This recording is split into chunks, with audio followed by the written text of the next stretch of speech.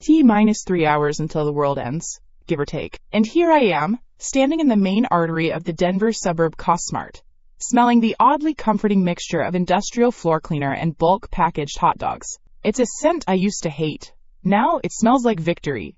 Outside, the first faint notes of civilization's swan song were beginning to play. A distant siren, then another, a little closer this time. A symphony of panic. For them. For me, it was just background music. I pulled out my work-issued walkie-talkie, a clunky black brick I despised until this very moment. "Dave, Carlos, you read me?" A crackle. "Loud and clear, boss," Dave's voice came back. Good old Dave. A former Marine with a bad knee and a worse divorce, but loyal as a hound. In my last life, he was torn apart trying to hold the garden center door against a horde while I watched, helpless. Not this time. "Copy that, boss," Carlos added. A young guy, barely 21, who spent more time trying to get the Baker girl's number than actually watching the cameras. He'd bled out from a stray bullet fired by a panicking civilian, also not happening on my watch. "Execute Order 66, I said, a grim smile touching my lips. "Okay, maybe not that dramatic.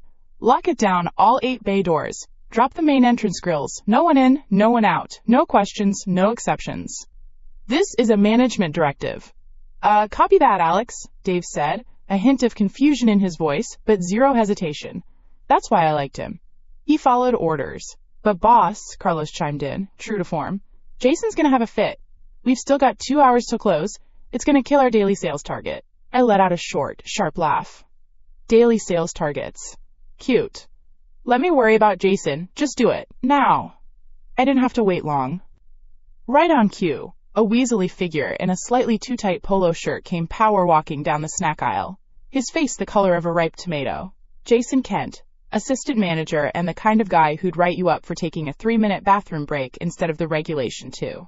"Mercer! What in the goddamn hell do you think you're doing?" he squawked, his voice an unpleasant, nail-on-chalkboard squeak.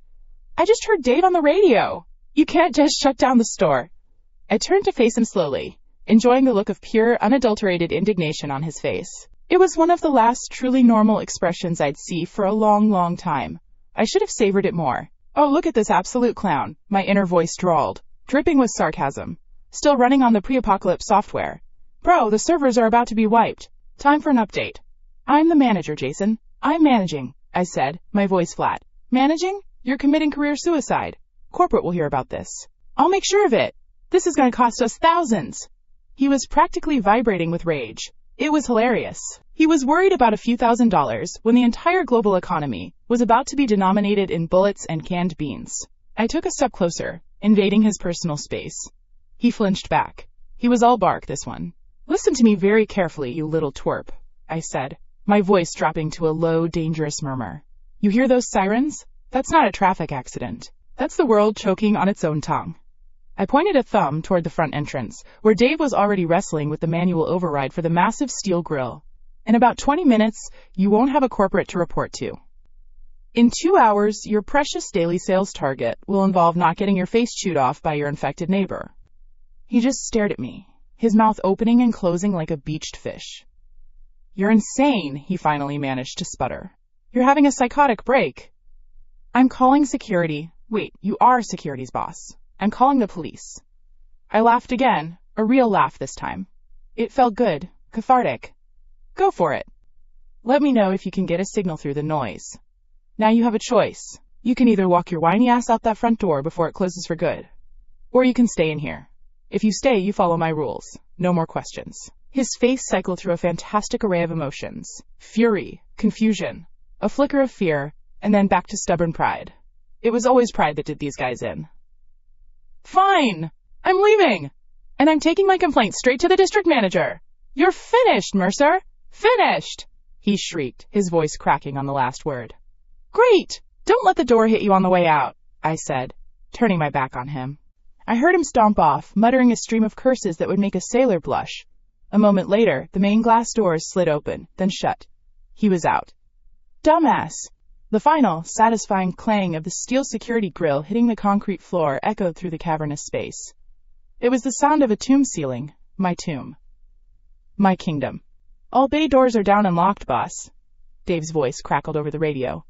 What's the situation? Is this a bomb threat or something? Something like that, Dave, I said, walking towards the security office. Just think of it as an early, mandatory retirement. For everyone. I settled into the worn office chair, the springs groaning in protest. In front of me was a bank of 24 monitors, each showing a different angle of the CostSmart and its massive parking lot. My own personal God's eye view. And what a show it was. Jason, my recently departed for good assistant manager, was out there. I saw him on camera 4, furiously jabbing at his phone, probably trying to get a signal. His car, a stupidly bright yellow sports coupe he was still paying off, was parked in the employee section. He was marching towards it, his entire body language screaming indignation. Then, the chaos truly began to bleed into the suburbs. On camera 2, overlooking the main road, a minivan swerved to avoid a stumbling pedestrian. A man in a business suit with a strangely jerky, unnatural gait, and plowed head-on into a pickup truck. The impact was silent through the screen, a brutal, instant ballet of crunching metal. Jason looked up, startled. On camera 7, which covered the far end of the lot near the highway entrance, a small group of people were running. Not jogging, not hurrying, fleeing. They weren't looking where they were going, just away from whatever was behind them. Something was right behind them. Several somethings. Even with the grainy resolution, I could see it. The unnatural speed. The lack of self-preservation as one of them ran straight into the side of a parked car, got up, and kept going without missing a beat. The way they fell upon a woman who tripped, a flurry of coordinated ravenous motion. It was exactly as I remembered. The world wasn't ending in a bang. It was ending in 1,000 small, ugly, and wet-sounding bites. I watched as Jason finally realized something was catastrophically wrong. His whole posture changed from arrogant to terrified. He fumbled with his car keys, dropping them. As he bent to pick them up, one of the infected, the businessman from the road, tackled him from behind. There was no sound, but I didn't need any. I had seen this movie before, up close and personal. I watched, dispassionately, as the thing that used to be a 9-to-5er started its meal. Jason's scream was probably legendary, but from my throne room, it was just a silent, pathetic pantomime. A fitting end for an annoying little bug. The face slap was delivered. Not by me, but by reality itself, and it was, in a twisted way, deeply satisfying. I leaned back, taking my eyes off the snuff film playing out in my parking lot. The store was quiet. Secure. I spent the next hour walking the aisles, not as a manager, but as a king, surveying his hoard. Pallets of bottled water stacked to the ceiling. Aisle after aisle of canned goods, corn, beans, tuna, chili, enough to feed a small army for a decade. A mountain of toilet paper that would have made pre-plague hoarders weep with joy. The pharmacy section, filled with painkillers, antibiotics, bandages. The hardware aisle, a treasure trove of axes, crowbars, and heavy-duty tools. It was all mine. In my last life, I tried to share this. I tried to be the good guy. I let a group of survivors in, led by that snake oil politician, Mark. They talked about community and the greater good, and then they ate my food, drank my water, and when the big horde came, they threw me to them to buy themselves a few extra seconds of life. The memory sent a jolt of pure, cold hatred through me. It was a fuel source more potent than any gasoline. This time, there would be no community, no greater good. There would only be me, my rules, and my people. Everyone else was either a customer or a threat. I finished my tour and returned to the manager's office. The outside world could burn. The screams could fade. The dead could walk. In here, I was safe. I was in control. My fortress was secure. My larder was full, and my enemies were either dead or dying. I sat down, feeling the tension drain out of me for the first time since my eyes had snapped open in my bed this morning. The phantom pain of being torn limb from limb, still fresh in my soul. I had done it.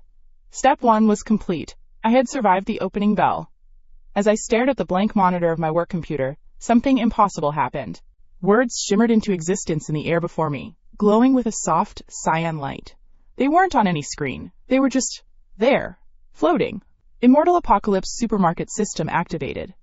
Binding sole owner, Alex Mercer. A jolt, not of fear, but of electrifying validation, shot through my veins. So that's what it was. Not just a second chance. It was a second chance with cheats enabled. A slow, predatory grin spread across my face. The text on the floating screen shifted. Welcome back, owner. Welcome back, owner.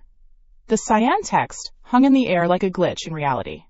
For half a second, my brain tried to file it under psychotic break, but the raw, electric hum of power that came with it felt more real than the chair I was sitting in. So, this is it, I thought, a grin stretching my face. This is the VIP pass. The Premium Battle Pass. My golden ticket. In my last life, I was afraid to play grunt getting stomped by whales. This time, the universe itself just made me the game admin. Show me the specs, I murmured to the empty room. As if on command, the text shifted, morphing into a clean, minimalist user interface. No cheesy fantasy scrolls or sci-fi chrome, just a simple, efficient menu that my manager brain immediately appreciated. Host, Alex Mercer. Bound location, CostSmart number 734, Denver suburbs. System status, active. Current upgrades, none. Transaction points, 100. Newbie gift pack. Core functions, 1. Fortress indestructibility. The bound structure is immune to conventional external damage. Structural integrity is absolute. Note, does not prevent entry through unlocked/non-upgraded doors. 2. Daily restock. At 0-100 Mountain Standard Time daily, all consumer goods on shelves will be fully restocked to their original state. This includes packaged food, water, medicine, general supplies, etc.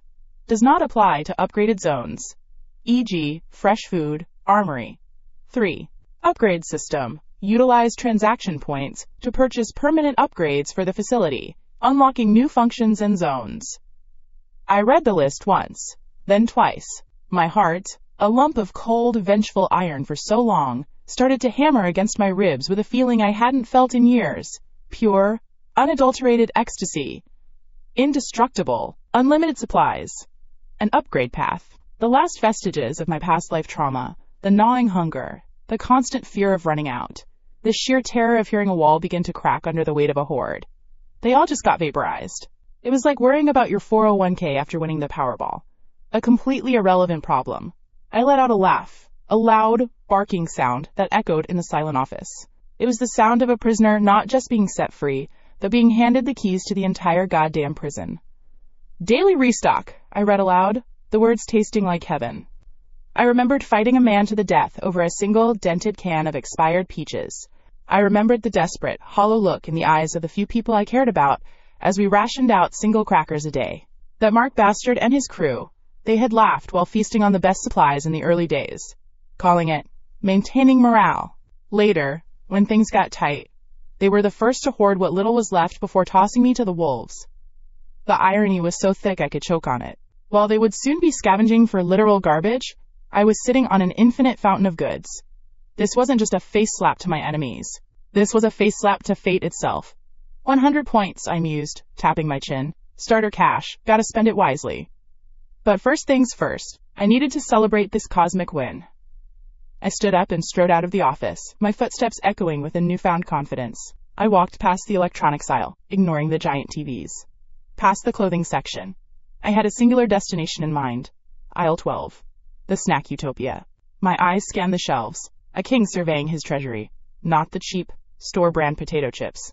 No, I deserved better. I reached out and grabbed a family-sized bag of kettle-cooked jalapeno crunchers. The expensive kind Jason always complained we overstocked. Then, I headed to the coolers. My hand brushed past the generic colas and landed on a glass bottle of premium root beer, made with real cane sugar. I walked back to the security office, the bag of chips crinkling obnoxiously in the silence. I sat back down in my throne, kicked my feet up on the desk, and glanced at the monitors. The world outside was putting on quite a show. On camera 3, a woman was trying to drag her husband, who was very clearly one of the infected, away from the pharmacy entrance doors. He wasn't having it. His head was cocked at an unnatural angle, and he kept lurching towards her with a single-minded hunger. It was a pathetic, horrifying family drama playing out in real time. On camera 6, near the gas station, a small group of survivors had managed to corner one of the shambling corpses. They were beating it with tire irons and a golf club. It was ugly, desperate, and messy. Even as they killed it, another one was stumbling up behind them, unnoticed. Classic NPC behavior. Then I saw it. The perfect shot. Camera 2, pointed at the main road. A delivery truck had overturned, spilling its cargo of bottled water all over the asphalt. A handful of desperate people were scrambling for the bottles, but they weren't just fighting the dead, they were fighting each other. I watched, mesmerized, as a man in a polo shirt clubbed another guy with a rock to snatch a single bottle of Dasani. The guy on the ground, bleeding from his head, was immediately swarmed by 2 infected. All that for a bottle of lukewarm water. I slowly tore open my bag of chips. The sound was deafening in the quiet room. KRRRRSSSH. I took a chip, admiring its perfect spicy coating. I put it in my mouth. A satisfying, sharp crunch. The flavor of salt, oil, and jalapeno heat exploded on my tongue. It was the most delicious thing I had ever tasted. I took a long swig of the root beer. The sweet, bubbly liquid was a perfect counterpoint to the spice. I was eating gourmet snacks in an air-conditioned, perfectly safe fortress, watching people bludgeon each other to death for scraps. The contrast was so stark, so utterly beautiful, it was almost art. This was the life. This was the real reward. After licking the last of the spicy dust from my fingers, I turned back to the floating blue menu. Time to put my starter funds to work. System, I said. Show me the upgrade menu. A new window popped up. Upgrade tree. Cost smart number 734. It was a list, categorized in clean. Security systems. Facility and utilities. Production zones. Living quarters. Special. Most of it was grayed out, with prerequisites I obviously didn't meet. But the first few options under security were available. LVL. 1 security upgrade, 100 TP. Reinforces all bay doors and main entrances with grade 1 alloy plating. Resistance, high. Installs peripheral motion sensors and low-light cameras on the building exterior. Establishes basic anti-tamper protocols on all entry points. It was a no-brainer. In the Tanley, offense is optional but defense is mandatory. A kick-ass base is useless if any random hobo can pry open a back door. Purchased level 1 security upgrade, I commanded. Confirm purchase of LVL 1 security upgrade for 100 transaction points. Why Genier? Confirm. Duh. Purchase confirmed. 100 TP deducted. Remaining TP, 0. Implementing upgrade. A low hum filled the entire building. A deep thrumming I could feel in my bones. I watched the monitors. A faint blue-green light, like a circuit board pattern, traced its way across the massive roll-up bay doors and the main entrance grille. The light glowed brightly for about 10 seconds, then faded, leaving no visible change. But I knew. I could feel it. The very air felt more secure. A new set of camera feeds popped up on my screen, showing grainy black and white views from the corners of the building. Tiny red dots indicating detected motion as the dead shuffled around my parking lot. My fortress had its first layer of armor. A sense of absolute security washed over me. As dusk began to settle over Denver, the symphony of chaos outside changed its tune. The panicked screams and sirens were replaced by the more primal sounds of gunfire and the unending, guttural moans of the infected. Then, one by one, the lights of the city began to die. A block here, a whole neighborhood there. The streetlights lining the main road flickered erratically, then went dark for good. The power grid was collapsing. In less than an hour, the entire suburb was plunged into an oppressive, inky blackness, broken only by the occasional flicker of a burning car. The world outside my walls had officially entered the dark ages. Inside, however, the fluorescent lights of the Cosmart buzzed on without a single flicker. My kingdom remained an island of brilliant, defiant light in a sea of darkness. The system must have its own power source. Another massive W for me. I leaned back in my chair, feeling a deep, profound sense of peace. The first night of the apocalypse. For millions, it would be their last. For me, it was the first night of my new reign. I was safe, I was fed, I was in control. I was about to close my eyes and try to get some rest, when a new sound cut through the low hum of the coolers and the distant moans. Bang, bang, bang. It was a furious, frantic pounding on the main entrance grille. Metal on metal. My eyes snapped to the front door camera. A single, desperate figure stood there, illuminated by the light spilling from inside my store. Even in the grainy night vision, the silhouette was familiar. Then came the voice, a screech filled with rage and entitlement that I recognized immediately. It was Carol, the HOA president from my neighborhood, a middle-aged harpy who once tried to fine me because my lawn was a quarter-inch too high. "Alex Mercer! You bastard! Let me in! I know you're in there! Open this door right now!" Her shrieks echoed across the now silent parking lot. "This is a community resource. This food belongs to everyone. You can't just hoard it for yourself. Open up!" I stared at the screen, a slow, predatory smile spreading across my face. Ah, I thought, cracking my knuckles. The first customer! And she's trying to use an expired community coupon. This was going to be fun. Day 2 of the apocalypse. And the morning shift morons had arrived right on schedule. Carol, the HOA queen from hell, had apparently given up after her voice gave out. Her solo performance was just the opening act. Now, the main event was here, a whole delegation of suburban entitlement, gathered like it was a bake sale planning committee. I counted about 15 of them, standing just far enough away from the doors to seem non-threatening, but close enough to be an eyesore. Leading the clown show was a guy in his late 40s, rocking a Patagonia vest over a wrinkled dress shirt. David Finch, a personal injury lawyer who lived 3 blocks down. In my past life, he was one of Mark's chief lieutenants, a snake who could twist any situation to his advantage with slick words and a veneer of respectability. He was holding a cheap bullhorn, looking for all the world like a camp counselor, about to announce a 3-legged race. "Alex Mercer," his amplified voice crackled, tinny and annoying. "We know you're in there. We are your neighbors. We need to have a rational discussion about the allocation of community resources." I leaned back in my chair, taking a slow sip from a freshly brewed espresso. The break room Keurig machine was a godsend. I'd found a case of the good stuff, the dark roast pods, right in the back. The rich, bitter aroma filled my little command center. On the screen, David the douchebag continued his TED Talk of idiocy. "This establishment, this Cosmart, is part of our community. In a crisis of this magnitude, the principles of private ownership must give way to the greater good, to social responsibility." I snorted, nearly spitting espresso all over my bank of monitors. Social responsibility? This from a guy who once sued a teenager for letting their dog poop on the corner of his lawn. The sheer hypocrisy was breathtaking. In my past life, his greater good meant he got the last bottle of whiskey, while others got a lecture on the importance of rationing. The group behind him nodded along, a mix of familiar faces from the neighborhood.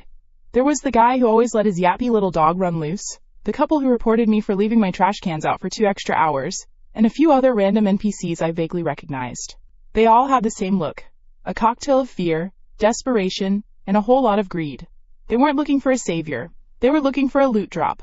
I decided to let them marinate in their own stupidity for a bit. I flicked through the camera feeds. The parking lot was mostly clear, save for a few shambling corpses doing their mindless patrol on the far end, near the road. The security upgrade was holding up beautifully. The perimeter sensors painted a neat little red box around any moving targets outside my designated safe zone. Clean. Efficient. "He's not responding," someone whined from the crowd. "He's a selfish coward," shrieked a voice I recognized as Carol's, now hoarse and witchy. "He was always an antisocial freak." David raised a hand to quiet them. "Patience. He's trying to wait us out.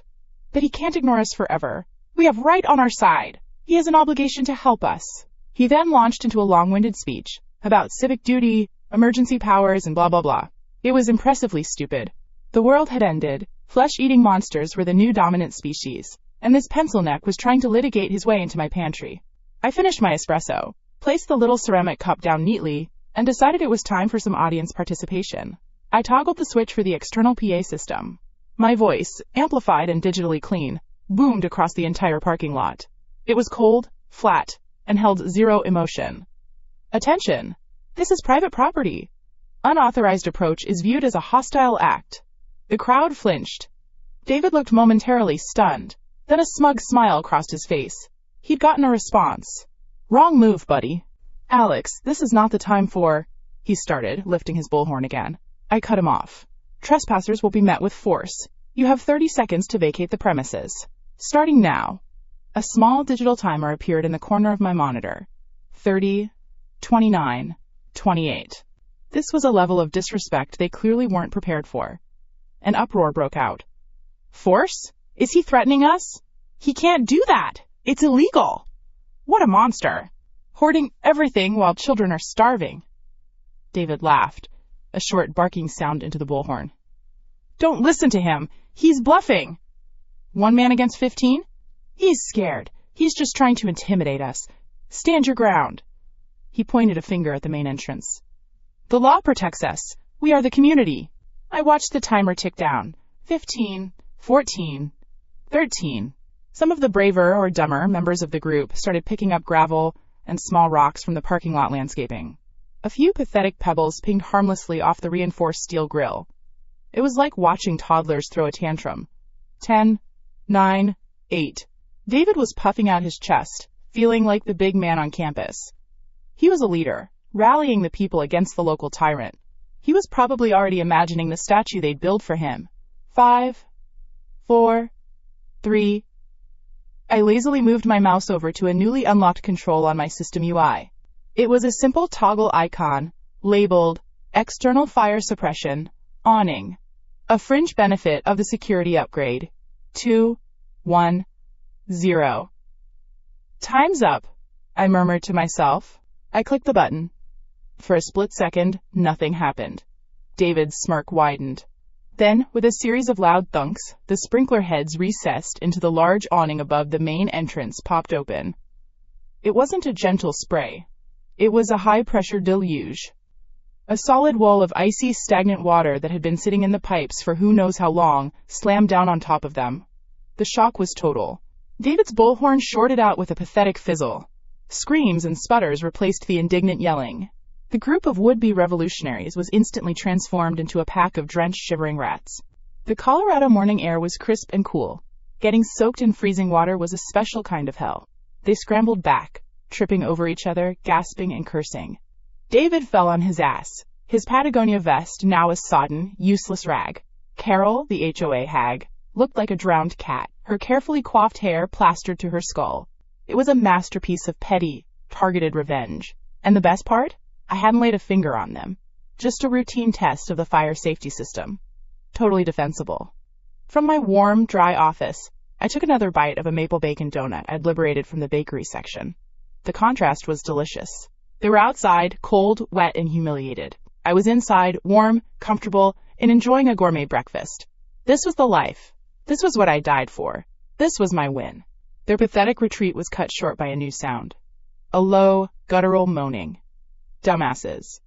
All their shouting and the noise from the sprinklers had acted like a dinner bell. From around the corner of the building and across the street, a half-dozen infected were now shambling towards the parking lot.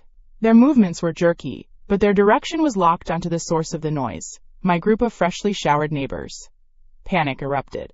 The cold was forgotten, replaced by sheer terror.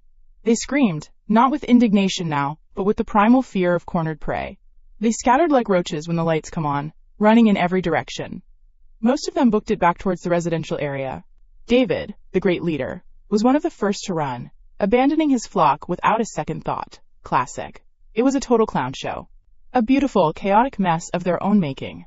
I was about to turn away from the screen, my morning's entertainment concluded, when my eyes caught something. I zoomed in with the main entrance camera, its high-definition lens giving me a crystal-clear view. In the midst of the chaos, one person wasn't running blindly. A woman, maybe in her late 20s, with dark hair tied back in a messy ponytail. She was trying to help another man who had twisted his ankle. But as a walker got too close, she shoved him away and darted behind a concrete planter, her movements economical and smart. Not panicked. My breath caught in my throat. I knew that face. Dr. Evelyn Reed. In my past life, she was a legend whispered about on Survivor radio channels. A brilliant virologist from a Denver research facility who had been caught outside the city when it all went down. She had set up a small, fortified lab, and had apparently gotten terrifyingly close to synthesizing a workable Z-virus inhibitor before her location was overrun. Lack of supplies. Lack of security. A genius mind. Snuffed out by a couple of broken windows and a handful of walkers. She was an S-tier asset. A walking, talking upgrade for any settlement. And right now, she was out there, trapped between my indestructible fortress and a handful of hungry corpses, thanks to a bunch of idiots. A slow smile spread across my face. This wasn't a problem. This was an opportunity. The morning's pest control session had just turned into a recruitment drive. It was time to take out the trash and pick up the treasure. The beautiful symphony of idiocy-induced panic was music to my ears. One moment, they were a brave little mob of suburban warriors, ready to die on the hill of community property. The next, they were just a disorganized sack of zombie chow. It was a beautiful, karmic U-turn. David Finch, our brave leader and personal injury lawyer, proved his mettle instantly. As the first walker, a former mailman by the looks of his tattered uniform, shambled towards the group, David didn't hesitate. He grabbed the arm of some middle-aged woman next to him. I think she was the one who complained about my lawn being a quarter-inch too high last summer, and gave her a hard shove directly into the path of the approaching corpse. A sacrifice for the greater good, he probably thought in his slimeball brain. The woman let out a scream that sounded like a tea kettle, hitting its boiling point, as the mailman zombie sank its teeth into her shoulder. The effect was instantaneous. The brief pause bought David and a few others a precious second to turn and sprint. Classic leadership. Create a problem, then sacrifice your followers to solve it for yourself. He'd have gone far in post-apocalyptic politics. The rest of the group scattered. It was a complete failure of tactical cohesion. They ran in circles, they tripped over each other, they let out these high-pitched shrieks that only attracted more of the dead. It was like watching a nature documentary where the dumbest gazelles get picked off first. My tax dollars, which had once paid for the city's zombie preparedness pamphlets that nobody read, were being spectacularly wasted right before my eyes. I was enjoying the show, munching on my donut like it was popcorn at a movie theater, when I zoomed back in on Dr. Reed. She was a cut above the rest, that was for sure. She used the chaos as cover, ducking and weaving between panicked idiots in abandoned cars. She wasn't leading the pack, but she wasn't falling behind either. S-tier situational awareness. But the universe, or maybe just the shitty suburban planning, had other ideas. Her foot landed awkwardly on a loose chunk of decorative gravel, the kind Karens like Carol insisted on for curb appeal. I saw her ankle roll with a sickening twist. She went down hard, her chin smacking against the asphalt. A pained grunt, lost in the cacophony. She tried to get up but collapsed back, her face a mask of pain. A walker that had been mindlessly drawn to David's initial sacrifice now had a new target. An easier target. It was a big one, too. Looked like a former high school football player, still wearing his faded varsity jacket. It was closing the distance with that relentless, lumbering pace that ate up ground faster than you'd think. Game over for a brilliant mind. All because of some decorative rocks. What a waste. The RNG of this apocalypse was trash sometimes. But then, a thought hit me, cold and clear as the mountain air. A thought that had nothing to do with pity, and everything to do with value. An S-tier asset. In my past life, what would I have given for a top-tier virologist? Someone who could tell me if zombie blood was airborne, how to properly sterilize a wound, or even work on a cure. That kind of knowledge was worth more than gold, more than guns, more than 1,000,000 cans of beans. It was the key to leveling up from a simple survivor to a genuine power. And she was right there, a loot drop of legendary quality, about to be claimed by a trash mob. Fuck that, she was mine. My fingers flew across the keyboard. This wasn't a rescue. This was an acquisition. I grabbed the microphone for the external PA system. My voice boomed out again, cutting through the screams and the groans. It was devoid of warmth, a pure command. Woman in the white lab coat, side door 3, you have 10 seconds. On my monitor, I saw Evelyn's head snap up, her eyes, wide with pain and terror, locked onto the side of the building. She had no idea who was talking, or why. But it was a lifeline. It was the only lifeline. Simultaneously, I clicked another command on my UI. With a low hydraulic hiss, a narrow metal roll-up door on the side of the building, usually used for loading small deliveries, began to rise. It stopped when it was just high enough for a person to crawl through, a single beacon of hope in a sea of despair. The football player's zombie was maybe 15 feet from her. 10 seconds was generous. It was a test. Evelyn didn't waste a nanosecond hesitating. The survival instinct, the will of a true alpha survivor, took over. She ignored the searing pain in her ankle and began to crawl, dragging her useless leg behind her. She clawed at the asphalt, her fingernails scraping and breaking, propelling herself forward with a primal desperation that was almost beautiful to watch. The varsity jacket zombie lunged, its rotting fingers just grazing the heel of her shoe. 5 seconds. She was at the threshold. She threw her upper body through the opening. A frantic, desperate scramble. The others saw it. The handful of survivors still on their feet, including the piece-of-shit lawyer David, saw the door. They saw one person get a chance. Their panicked flight immediately changed direction. They began to sprint towards the opening. "Wait, help us!" David screamed, his voice cracking with terror. "Let us in!" "Too late, you fucking clowns." As soon as Evelyn's hips cleared the opening, I slammed my finger on the close button. Crunch! The heavy steel door descended with brutal, mechanical finality. The varsity zombie, which had lunged right after her, was caught halfway. The door slammed down on its legs just below the knees, severing them with a sound like snapping giant celery stalks. The top half of the zombie flopped inside, still groaning and clawing uselessly, while its severed legs twitched on the pavement outside. The door was sealed tight. Outside, David and the other 2 remaining survivors skidded to a halt, their faces pressing against the cold metal that had just been their salvation. Their desperate hope turned to absolute, soul-crushing despair. Their fists beat uselessly against the steel. The sound was pathetic. Then the other zombies were on them. David's screams were particularly loud and undignified.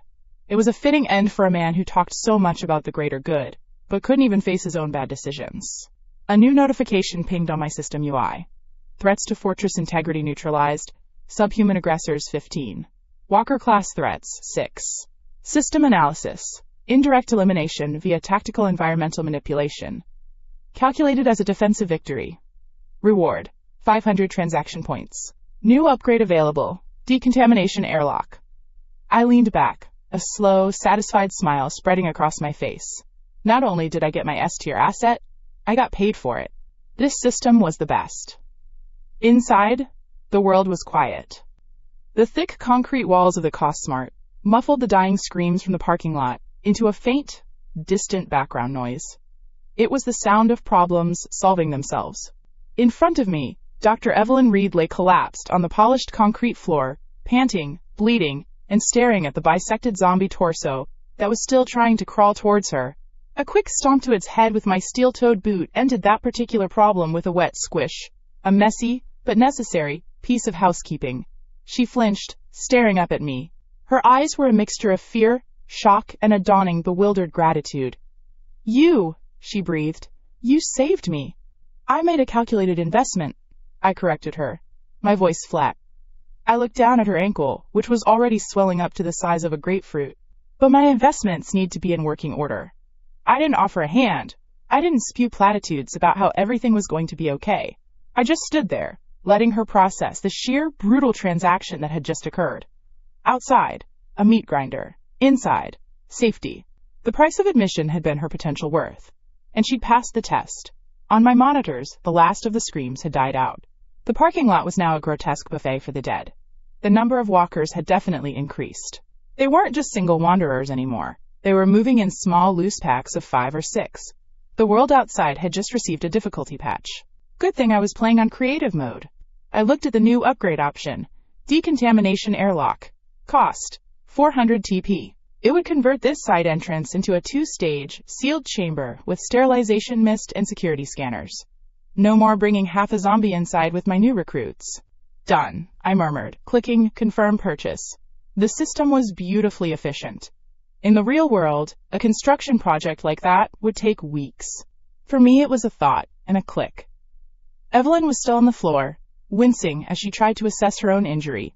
She was in shock, covered in grime, and her lab coat was torn. But her eyes were sharp. They darted around, taking in the clean floor, the steady humming of the lights, the sheer impossible normality of the place. "Don't move. You'll make it worse," I commanded, turning to walk deeper into the store. "Come on, let's get you to the pharmacy." I led the way, and she, using the wall for support, hobbled after me, her breath hitching with every step. We passed aisle after aisle of perfectly stacked goods. Canned soups, bottled water, towers of toilet paper. A universe of pristine, untouched supplies. Her eyes grew wider with every step. This place wasn't just secure. It was impossible. We reached the pharmacy section at the back of the store. It was brightly lit, a stark, white oasis of order. Shelves were packed with everything from basic aspirin to high-end antibiotics. Bandages, antiseptics, surgical tape, splints. All in their neat little boxes, waiting. I watched her face as she took it all in. The shock, the pain, the fear. It all melted away, replaced by a single overwhelming emotion. A professional awe so profound it was almost religious. For a doctor in the apocalypse, this wasn't a store. It was a holy grail. She reached out a trembling hand, not even daring to touch anything, as if she feared it was a mirage that would vanish. Her voice was a whisper, filled with a desperate, burgeoning hope. Is this heaven? I picked up a pack of industrial-strength painkillers and a professional-grade splint kit from the shelf, tossing them to her. "No," I said, a grin finally touching my lips. "This is home. Day 1 of the New World Order. Population me. One newly acquired S-tier asset with a busted ankle, and a whole lot of future zombie jerky in the parking lot." Evelyn Reed's professional awe was a sight to behold. In the face of a literal apocalypse, her brain didn't short-circuit. Instead, it rebooted into doctor mode. It was like watching a master chef seeing a fully stocked kitchen for the first time after being stranded on a desert island with only coconuts. Her eyes, sharp and analytical despite the pain, scanned the pharmacy shelves. "This is," she started, her voice still rough. "This is a level 1 trauma center's entire stock. Some of these antibiotics, they were on backorder for months. I watched her, letting her geek out. I didn't offer to help. The look on her face when I tossed her the splint kit and painkillers was enough. She caught them with the reflexes of someone used to having things tossed at them in a hectic ER. The leg, I said, pointing with my chin. It was already a puffy, discolored mess. Fix it. You're no good to me, broken. Nat snapped her out of her medical wonderland and back to the cold, hard reality of our new relationship. She didn't flinch. She just gave a crisp nod, sat herself down on the clean linoleum floor, and got to work. Her movements were practiced and efficient, even when wincing from the pain. She ripped open the packaging with her teeth, laid out the sterile pads, and began assessing her own injury with a terrifying level of detachment. I walked over to the beverage aisle, the sound of my boots echoing in the cavernous space. I grabbed a bottle of premium electrolyte-infused water, the kind sold to yoga moms for $8 a pop, and a high-protein bar made of cricket flour and dark chocolate. Probably tasted like shit, but it packed a punch. I returned and placed them on the floor beside her. No words, just a simple provision of resources. She paused, looking from the bottle to my face. The gears were turning in that big, S-tier brain of hers. She was piecing it all together. The impossible security, the God-tier supplies, my complete lack of panic. After expertly setting and splinting her own ankle, a feat that would make most people vomit from pain, she took a long, slow drink from the water bottle. She let out a sigh that sounded like it carried the weight of the last 3 hours of terror. Finally, she looked me dead in the eye, her expression clear and devoid of fear. It was all business. Okay, she said, I'm in your debt. What's the price? Now this was a conversation I could get behind. No tears. No. Why is this happening? No moral grandstanding. Just a straight-up transactional inquiry. I felt my respect for her level up. I leaned against a shelf of adult diapers, crossing my arms. The price is simple. I didn't save you out of the goodness of my heart. Goodness of the heart gets you eaten. I saw David Finch demonstrate that beautifully just now. No, I saved you for what's between your ears. You're a virologist, a doctor, a high-value asset. I let that hang in the air for a moment. Here's the deal, Dr. Reed, I continued, my voice flat, leaving no room for negotiation. Inside these walls, you will have unlimited medical supplies. You'll have clean water, food you don't have to fight a reanimated corpse for, electricity, and safety. You can have a lab. You can research this virus until your eyes bleed if you want to. In exchange, your skills, your knowledge, your research, and your absolute, unquestioning loyalty belong to me. You work for me. You answer to me. Your life is mine to protect. And therefore, it's mine to command. Are we clear? A lesser person would have been terrified. They would have seen me as a captor, a despot in the making. But Evelyn wasn't a lesser person. I saw a flicker of something in her eyes. Not fear, but a grim understanding. A flicker of respect. She had just seen the alternative. A world run by weak, panicked men like David, who would tweet about solidarity 1 minute and shove a grandmother into a zombie's mouth the next to save his own skin. My way was brutal, but it was honest. There was no hypocrisy here. She thought for a solid 10 seconds. Then she gave another sharp, decisive nod. It was the same kind of nod a surgeon gives before making the first cut. Clear, she said, her voice firm. Compared to the alternative, your terms are more than fair. You want a doctor? You've got one. From this moment on, my life is yours. Jackpot. A small pinging sound, audible only to me, echoed in my head. System alert. First follower acquired. Name, Dr. Evelyn Reed, S-tier asset. Loyalty, 85/100ths, Pragmatic Alliance. Status, impressed by your power and decisiveness. Sees you as a viable path to survival and continued research. Primary quest initiated. A fortress needs a healer. Objective, construct a functional basic infirmary within the fortress. 0/1. Reward, 100 transaction points. Medical bay upgrade schematic. A slow grin spread across my face. I loved this system. It was like playing the world's most messed up but rewarding management sim. I could just imagine the scene in other so-called shelters right now. Any doctor they found would be treated like a public utility, worked to the bone in some filthy back room, with half a bottle of expired iodine and a rusty pair of scissors, constantly having to deal with the democratic vote of idiots on how to best ration the last box of bandages. They'd be praised as heroes right up until the supplies ran out, then they'd be the first ones thrown to the wolves. Here, Evelyn would have a kingdom of medicine. Good, I said, pushing off the shelf. Then our first order of business is to get you off the floor. We're building you an office. Her eyebrows shot up. Building? Now? Don't worry, the construction crew is top-notch, I said with a smirk. It's me. We made our way, me walking, her hobbling with a surprising amount of grace, to the home goods section. It was a surreal sight. A woman in a dirty, torn lab coat, her ankle in a state-of-the-art splint, limping past displays of tasteful dinnerware and artisanal scented candles, while the world outside literally ended. All right, planning phase, I announced, gesturing to a wide open area near the back wall, conveniently close to the employee restrooms. We need beds, monitors, privacy. I pointed to the furniture showroom. The Aspen Lodge king-size bed display. That's your primary patient bed. The Metropolitan Loft day bed can be for triage. For privacy, we'll snag all those floor-to-ceiling blackout curtains from the window dressing section. Evelyn stared at me, then at the furniture, then back at me.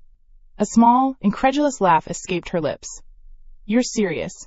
We're building an infirmary out of showroom furniture. You got a better idea? Those beds are probably cleaner and more comfortable than half the hospital cots in this city, I retorted. And for your station? I pointed to a ridiculously oversized oak desk from the CEO's Corner collection.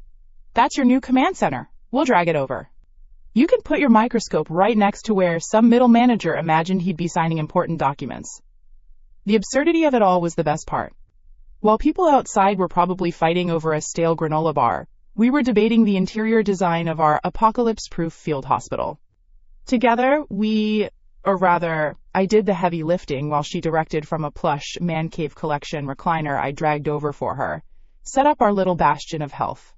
We cordoned off the area with curtain rods propped between clothing racks, creating a surprisingly effective series of private bays. I ran extension cords from the wall, providing power to a small dorm fridge from the appliance section, which we designated for temperature-sensitive medicine. Within an hour, we had a fully functional, if aesthetically bizarre, infirmary. It was more well-equipped than any pop-up clinic in the third world, and probably half the urgent care centers in this state. As I was admiring our handiwork, my eyes drifted to the security monitors I'd set up on a nearby counter. My little TV station of global decline. The view of the parking lot was changing. A greasy grayish rain had started to fall. It wasn't normal rain.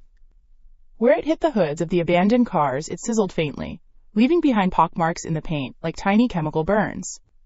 A couple of walkers, still shambling mindlessly, began to smoke as the rain hit their exposed flesh. Their groans took on a new, higher-pitched tone of agony as their rotting skin dissolved. What the hell is that? Evelyn asked, hobbling over to look at the screen. I'd say Mother Nature just decided to drop a DOT debuff on the entire server, I murmured, my gamer brain taking over. Looks like acid rain. First wave of the Gaian's Wrath event, I guess. We watched, mesmerized, as one of the few human survivors who'd managed to hide under a pickup truck made a fatal error. He made a dash for it, trying to get to a more solid-looking SUV. He didn't make it 5 feet before the rain drenched his back. His shirt darkened and then began to fall apart. The man screamed, a piercing, soul-shredding sound that was quickly cut off as he collapsed, thrashing on the asphalt, his skin literally melting away. Evelyn looked away, her face pale. My God! Yeah, I said, my gaze cold. Better in here than out there. The contrast was everything. Inside, climate control, clean water, cricket flour protein bars. Outside, a chemical shower of death. I looked at our new infirmary. At the S-tier doctor, now firmly on my payroll. At the endless aisles of supplies. Things were off to a damn good start. Just as that thought crossed my mind, another notification pinged. This one felt different. More proactive. Proximity alert. Armed hostile group detected. Affiliation, the Vultures. Local scavenger gang. Numbers, 7. Armed with melee weapons and small caliber handguns. Intent, breach and seize. They have spotted the fortress and perceive it as a high-value target. Threat level assessment, low. Recommendation, prepare defensive countermeasures. This is an excellent opportunity to establish local dominance. My lips curled into a predator's smile. The trash mob was already here to deliver more loot. What is it? Evelyn asked, noticing the change in my expression. I turned away from the monitor, my eyes gleaming with a kind of cheerful malice. Don't worry about it, I said, cracking my knuckles. The neighborhood welcoming committee has arrived. Time to teach some new players the rules of my server. Day 1, afternoon edition. The apocalypse was barely a few hours old, and the server's first batch of hostile NPCs had already spawned. I cracked my knuckles, the sound echoing slightly in the vastness of the home goods section. It was immensely satisfying. "Welcoming committee," I repeated, a grin plastered on my face. "Let's see what these brave heroes of the new world look like." Evelyn, propped up in her stolen man cave recliner, looked at the security monitors with me. Her face had gone from medically concerned pale to genuinely alarmed pale. "Who are they? They have guns." "Relax, Doc," I said, patting the oversized armrest of her new throne. "They're just the tutorial-level enemies, the kind that drop basic loot and a bit of XP. The system calls them the Vultures. Kinda cringe, but it fits the aesthetic." On the screen, 2 beat-to-hell pickup trucks rolled to a stop a good 50 yards from the main entrance. The acid rain was still coming down, a light but persistent sizzle that turned the parking lot into a chemical hellscape. These guys were smart enough to wear heavy raincoats and hoodies, but their exposed faces were already red and raw.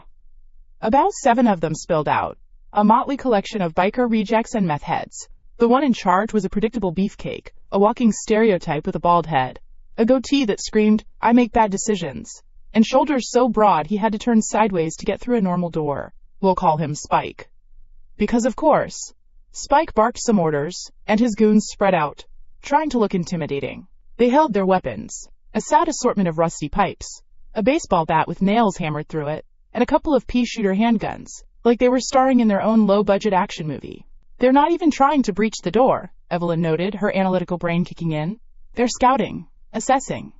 "Yep, standard NPC behavior," I replied dismissively, watching as one of Spike's minions, a skinny dude who looked like his only food group was gas station caffeine pills, bravely stepped forward. He raised his dinky little .22 pistol. A small pop sounded, too faint to hear through our reinforced walls, but visible on the camera. A tiny spark flashed on the surface of the main roll-down steel door. And that was it. Not a dent, not a scratch, nothing. The shooter looked at his gun, then back at the door, his face a perfect picture of confusion. It was like a toddler trying to knock down a bank vault with a plastic hammer. Spike stomped over and shoved the guy aside, clearly annoyed. He unholstered his own weapon, a slightly more respectable-looking revolver. He aimed carefully and fired. Bam. On the monitor, we saw another spark. When the camera zoomed in, I could just make out a faint, silvery scuff mark on the dark gray steel. A scuff mark. He just shot a .357 Magnum at my front door, and all he did was ruin the paint job. My inner landlord was vaguely irritated, but the rest of me was laughing my ass off. "Incredible," Evelyn murmured, staring at the screen. "That door should be full of holes. What is this place?" "It's home," I said simply, "and home has rules. Rule number 1, don't touch my stuff." This was getting boring. Time to interact with the new players. "All right, Doc, you hold down the fort. I'm going to go post a review on this welcoming committee's performance." I left her watching the screens and strode purposefully towards the sporting goods section. The sheer glory of it almost brought a tear to my eye. Rows upon rows of high-end equipment, all mine. I walked past the cheap fiberglass bows for beginners and went straight to the top shelf. There it was, a sleek black compound bow, something a professional hunter would sell a kidney for. A blackout Shadowstalker X7, according to the box. Price tag, $1,200. I grabbed it, along with a quiver of carbon fiber arrows with razor-sharp broadhead tips, the kind designed to slice through muscle and bone. Or in this case, rubber and steel belts. I made my way to a seldom-used maintenance ladder that led to the roof. A quick twist of a latch, and I pushed open a heavy hatch.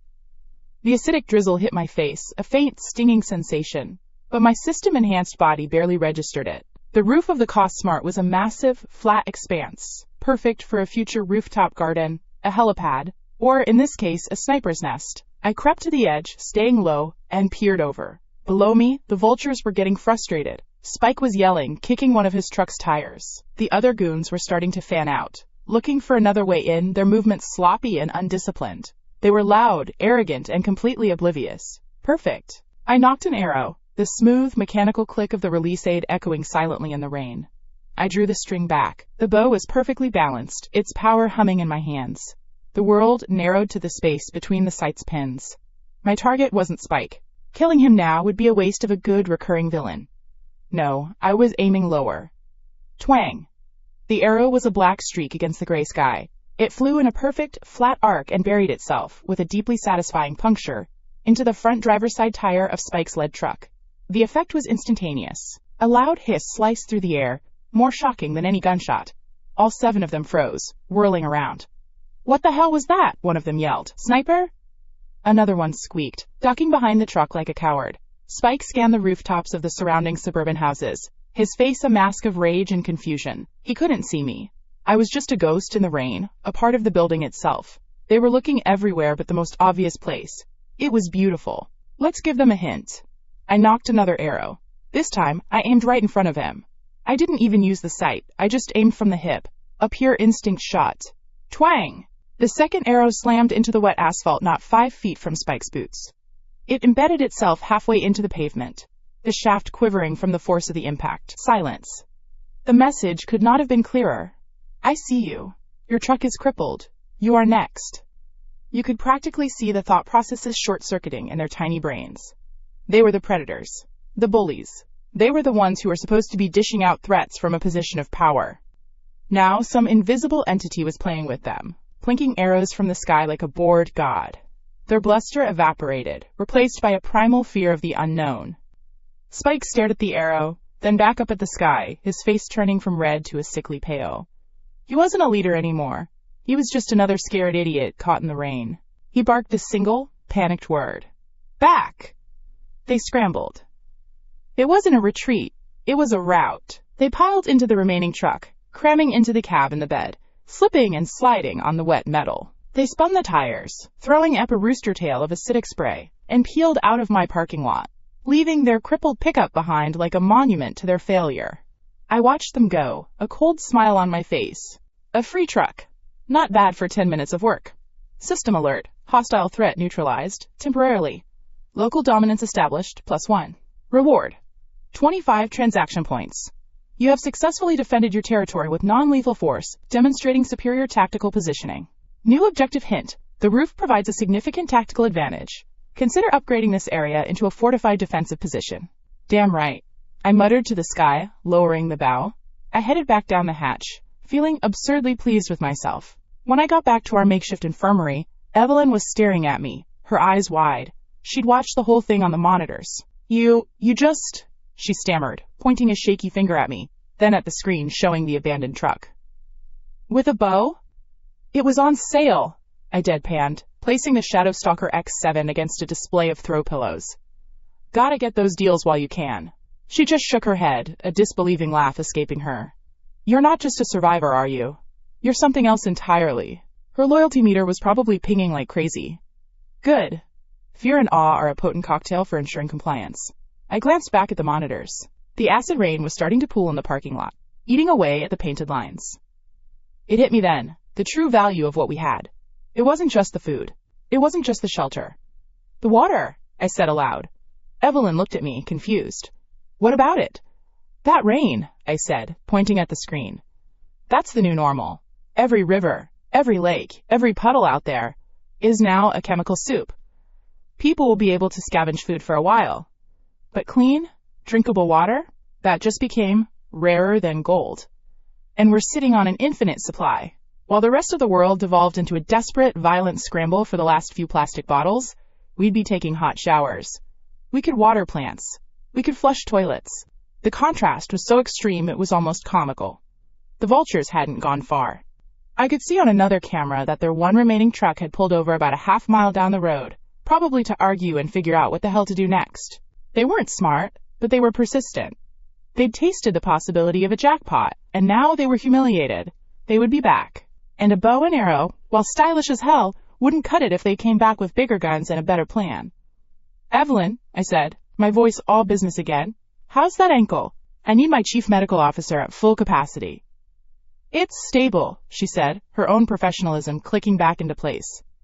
Pain is manageable. Why? I walked over to the system's mental interface, which only I could see, and pulled up the upgrade menu. My 125 transaction points glowed invitingly. It wasn't enough for the big stuff yet, but it was a start. I scrolled past solar power grid and advanced hydroponics. I needed something more immediate. Then I saw it. Unlockable area, armory. Level 1, firearms and ammunition. Cost, 500 transaction points. Description. Unlocks the sealed, reinforced room in the warehouse basement, containing a curated selection of small arms, shotguns, rifles, and corresponding ammunition. Inventory restocks daily. 500 points. I was a quarter of the way there. Because, I said, turning back to her with a predatory gleam in my eyes, the next time our neighbors come to call, I want to greet them with something that makes a much bigger bang. Day 5 of the end of the world. And honestly, it was getting a little stale. For the past 96 hours, my life had been a repeating loop of pure, unadulterated bliss. I'd wake up in a king-sized mattress display, take a scalding hot shower that could last an hour if I wanted, and then decide what 5-star meal I'd be having for breakfast. Yesterday morning was steak and eggs, sourced from the finest pre-apocalypse cuts in the butcher's section.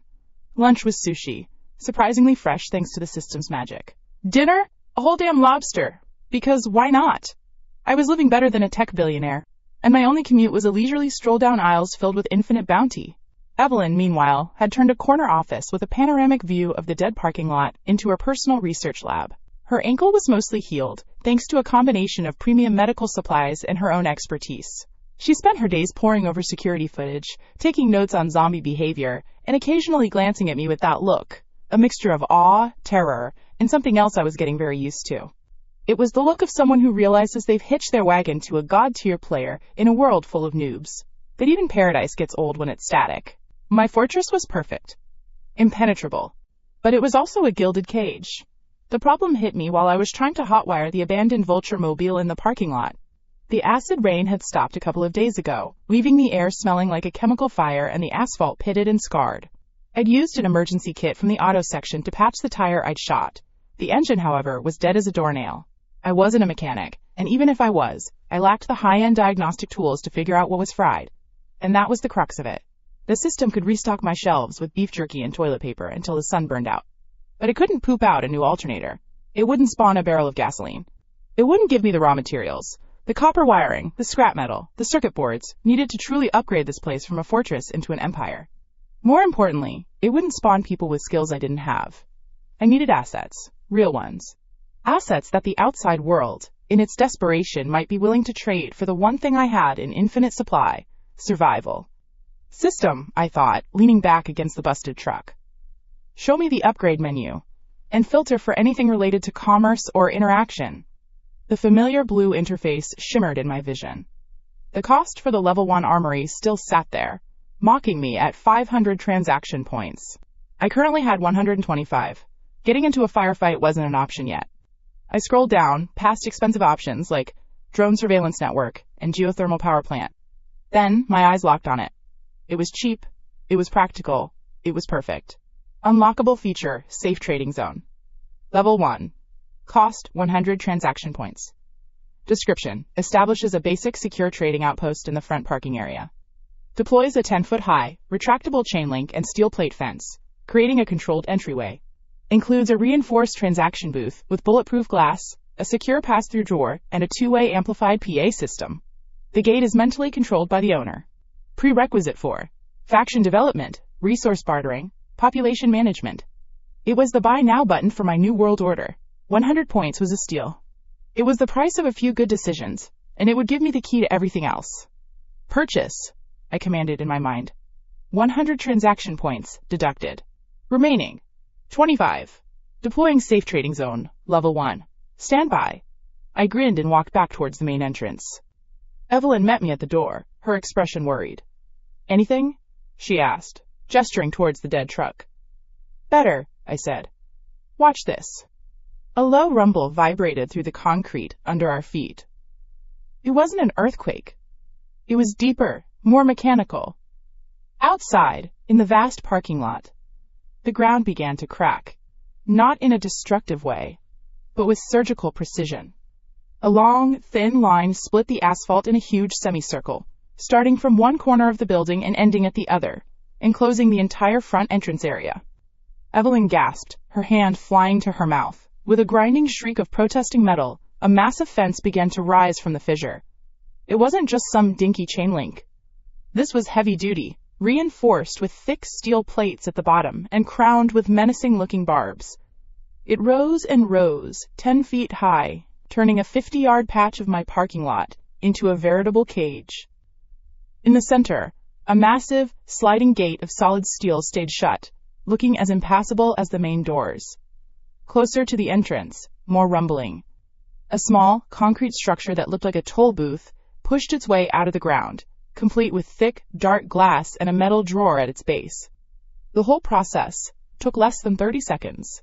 When it was done, absolute silence fell. A new, undeniable feature had been added to the landscape. My property line was no longer the walls of the store. It was that fence. Evelyn just stared, her brilliant mind clearly struggling to find a rational, scientific explanation for what she just witnessed. She finally turned to me, her eyes wide. "Alex, what are you?" "I'm a manager," I said, unable to keep the smug satisfaction out of my voice. "And it's time to open for business."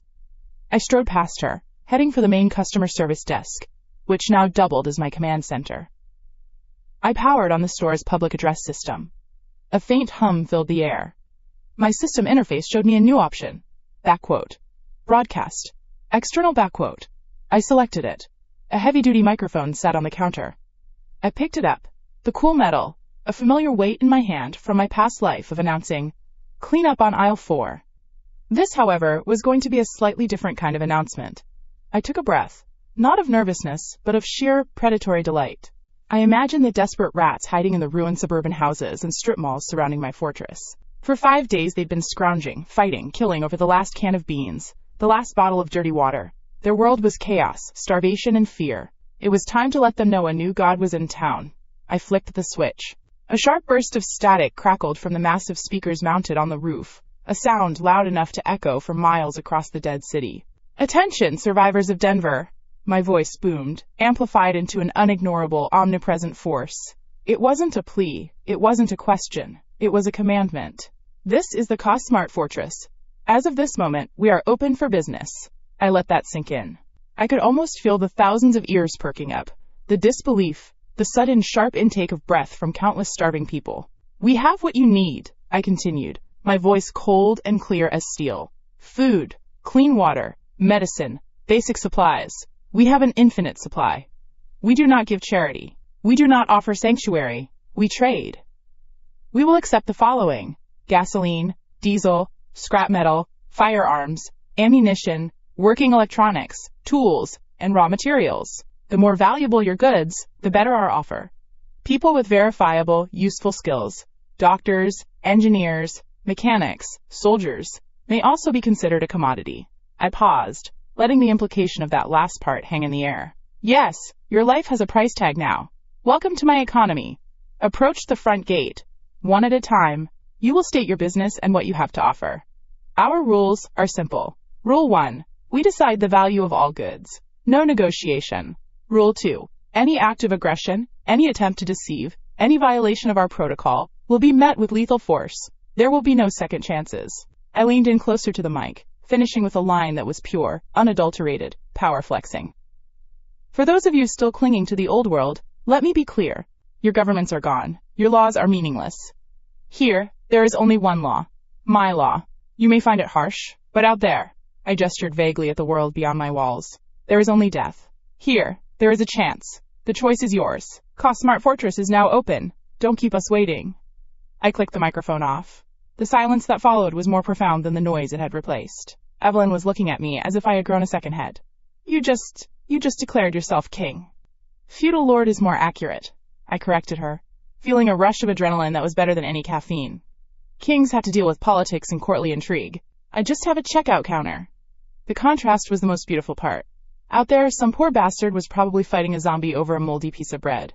In here, I was wearing clean clothes, standing in a brightly lit, air-conditioned fortress, dictating the terms of a new civilization. This wasn't just survival. This was winning. We walked to the bank of monitors. The cameras covering the surrounding area showed nothing at first, just silent, empty streets and ruined buildings. My broadcast had been a stone tossed into a stagnant pond. Now we just had to wait for the ripples. It didn't take long. 5 minutes passed. Then 10. Then, on a camera focused on a collapsed 7-Eleven a half-mile away, there was movement. A figure, then 2. They were skeletal, dressed in rags. They looked up, in the direction of my fortress, like pilgrims seeing a holy mountain for the first time. They gestured frantically to others inside the ruin. On another screen, a curtain twitched in the window of a 2-story home 3 blocks down. The rumors they might have heard were no longer rumors. The impossible had been confirmed by a voice from the sky. The supermarket wasn't just a stash, it was an active, intelligent, and terrifyingly powerful entity. My declaration had done exactly what I'd intended. It filtered out the weak-willed and the idealistic fools who'd expect a handout. They'd be too scared to approach. But the desperate, the pragmatic, the ones who had something, anything of value, and were willing to risk it all for a bottle of clean water and a can of soup. They would come. They were the foundation of my new enterprise. And as the sun began to set, casting long, eerie shadows across the broken city, the first one appeared. A lone figure, moving slowly, cautiously, out from behind a burned-out bus. They were carrying a heavy-looking duffel bag. They kept to the middle of the street, hands visible, their posture a mix of utter desperation and shivering fear. They stopped 100 feet from my new gate, staring up at the imposing fence, at the cold, dark glass of the transaction booth. I leaned forward, my eyes glued to the monitor. The first customer had arrived. I smiled. "Evelyn, man the booth's camera," I said, my voice dripping with the thrill of the hunt. "Let's see what this brave little shopper has for us." Day 5 of the apocalypse, and the grand opening of my little slice of hell-on-earth retail. The first customer stared at the steel plate gate like a caveman looking at an iPhone. He was a skinny dude, probably in his late 40s, with the kind of haunted, hollowed-out eyes that said he'd seen way too much crap in the last 120 hours. He clutched a red 5-gallon gas can like he was his firstborn child, and a grimy duffel bag was slung over his shoulder. "Let's see what the little guy's selling," I muttered, leaning back in my plush manager's chair. My command center was the former customer service desk, now bristling with security monitors. Evelyn stood beside me, her arms crossed, watching the screen with the intensity of a surgeon studying an X-ray. "Turn on the external PA," I told her. She flicked a switch. A soft click, and we were live. "State your business," my voice boomed from the speaker on the transaction booth, cold and impersonal. It was my best, soulless, corporate drone voice, perfected over years of dealing with Karens. The man flinched. He took a hesitant step forward, stopping 20 feet from the booth.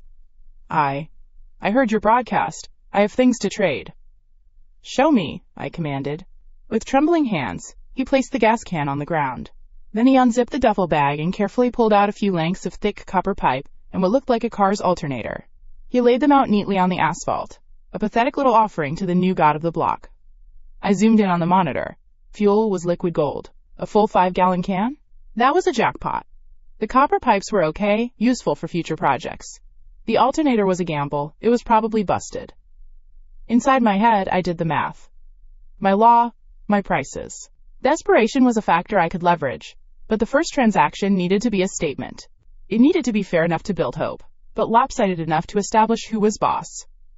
"The gasoline is valuable," my voice echoed across the silent parking lot. "The rest is scrap. For the 5 gallons of gas, we offer 10 15-ounce cans of chili with beans and 10 1-liter bottles of purified water." The man's jaw dropped. He stared at the booth, then at his gas can, as if he couldn't believe his ears. 10 cans of food? 10 liters of clean water? To him, that was a month of life.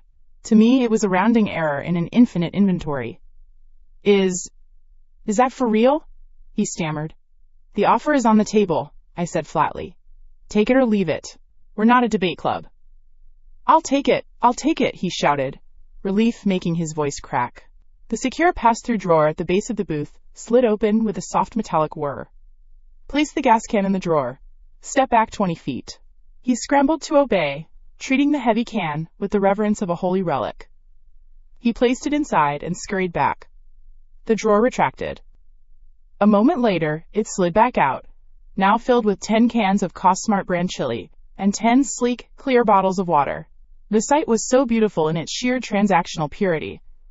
The man fell to his knees, grabbing the supplies. He hugged the cans to his chest, actual tears streaming down his filthy face, babbling thanks to the unfeeling glass of the booth. Beside me, Evelyn let out a breath she'd been holding. "You could have gotten more from him," she said quietly. "I could have," I agreed, my eyes not leaving the screen. "But I didn't just buy gas. I bought advertising. Look." I pointed to another monitor. A curtain in a nearby house twitched. A face peered out from the shattered window of a pawn shop down the street. The successful transaction. The man's overwhelming relief. It was a better billboard than any I could have designed. It said, "This is real. This is salvation." My system interface pinged in my mind. Transaction complete. 1 by 5-gallon gasoline can. Points earned, plus 20. Current points, 45. Not bad. 20 points for a bit of fuel, and a whole lot of marketing. The first customer gathered his bounty and scurried away, constantly looking over his shoulder, a man who had just won the lottery and was terrified of being mugged. His departure was the signal. Like roaches after the lights go out, others began to emerge. A woman with 2 toddlers cautiously pushed a shopping cart full of scavenged car batteries. A group of 3 young guys, armed with baseball bats, nervously approached with a toolbox that looked heavy. The business was booming. For the next 2 hours, Evelyn and I operated the weirdest drive-thru in history. The car batteries got the woman a week's worth of canned fruit, pasta, and baby formula. The guys with the toolbox traded it for a hefty supply of beef jerky and a multi-tool each. Every transaction was the same. I made a non-negotiable offer. They accepted with pathetic gratitude, and my point balance ticked upward. 45, 60, 85. 110. On another monitor, focused on the busted-up Vultra Mobile half a mile away, I could see the show's most dedicated audience. The group of thugs I'd crippled on day 1 were watching the whole thing. I could practically feel their rage radiating through the camera lens. They had tried to take all this by force and failed spectacularly. Now they had to watch as I legally, by my own damn law, drained the entire neighborhood of every last valuable resource. I was buying up the foundation of their potential survival, 1 can of soup at a time. It was a slow-motion robbery, and they were forced to watch from the cheap seats. The assault had to be real. That, right there, was a thing of beauty. A slap in the face delivered via Economics 101. While the desperate survivors outside were weeping over cans of beans, I was in my air-conditioned command center, sipping an ice-cold soda I grabbed from the cooler. The contrast was so sharp it could cut glass. Out there, the grime, the fear, the struggle for every calorie. In here, infinite supply, absolute security, and the thrill of a rapidly growing business empire. This wasn't just surviving the apocalypse, this was monetizing it. We have 150 points, Evelyn noted, looking at my mental projection which I'd mirrored onto one of the screens for her. What's the next step? More food-related upgrades? Food is bait, I said, pulling up the upgrade menu again. The safe trading zone level 1 was already paying for itself. But now it was time for teeth. Bait is useless if you can't protect it from the bigger sharks. My finger, my mental cursor, hovered over the option I'd been salivating for. Unlockable feature, Armory and Workshop, level 1. Cost, 500 transaction points. Description: unlocks and converts the secured auto repair bay into a basic armory and workshop. Spawns a limited, daily replenishing supply of handguns, 9mm, and basic ammunition, alongside a workbench, a set of high-quality mechanics tools, and a simple forge for metalworking. A foundation for all future military and industrial upgrades. 500 points. It was steep, but it was the key to moving from a defensive posture to an offensive one. It was the key to ensuring that morons like the Vulture crew stayed as spectators, and never got the courage to become actors again. That's the goal, I said, tapping the screen. We need to get to 500. We need more high-value trades. As if on cue, the flow of customers began to dwindle. The initial wave of desperate people with easily accessible goods had passed. The street outside the gate grew quiet again. I'd stripped the low-hanging fruit. To get to 500, I'd need something more. Just as I was about to call it a day, one last figure appeared. She was different from the others. Everyone else had moved with a skittish, hunted animal energy. This girl, probably no older than 20, walked with a purpose that was jarring in this broken world.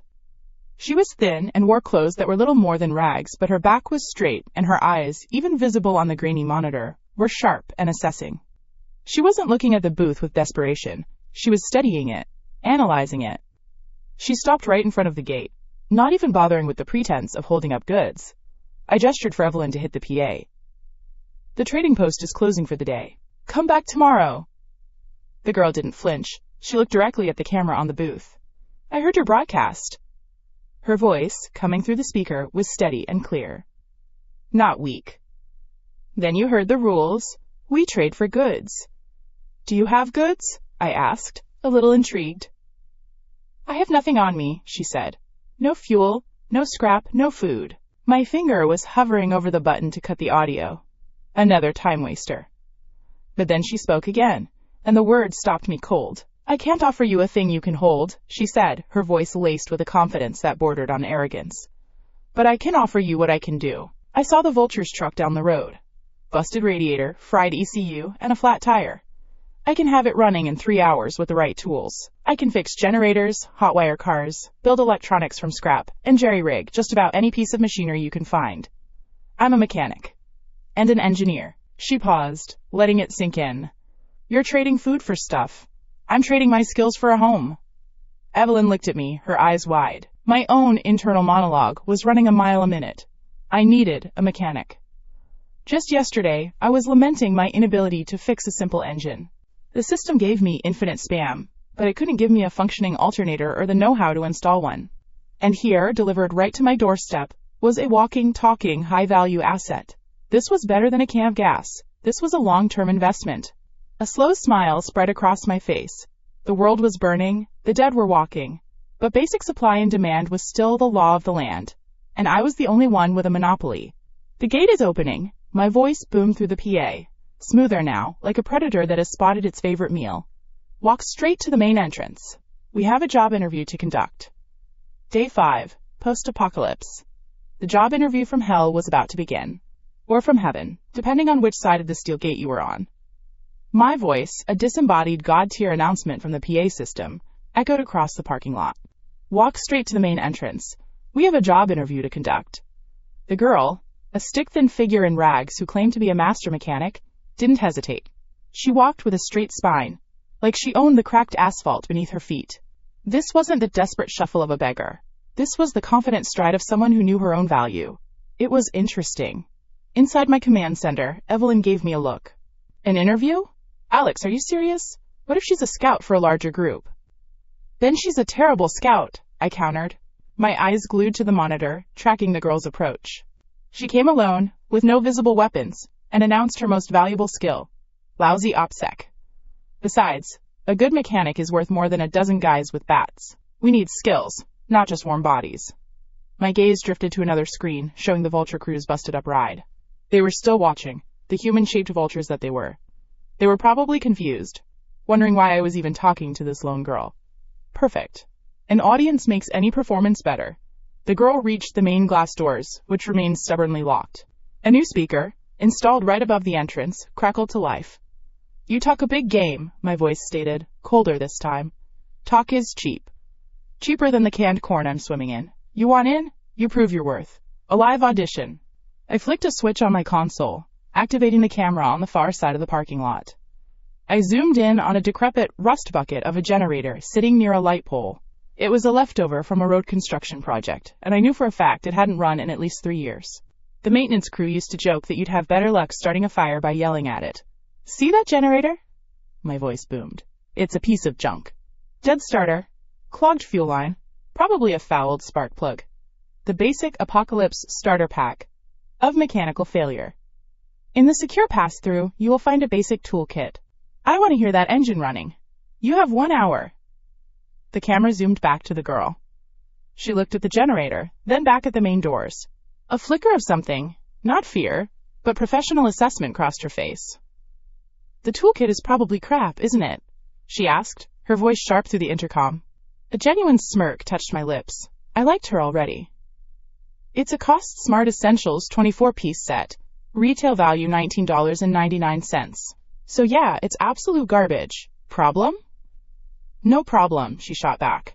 Just factoring it into my process. But if I get it running, my resume is accepted.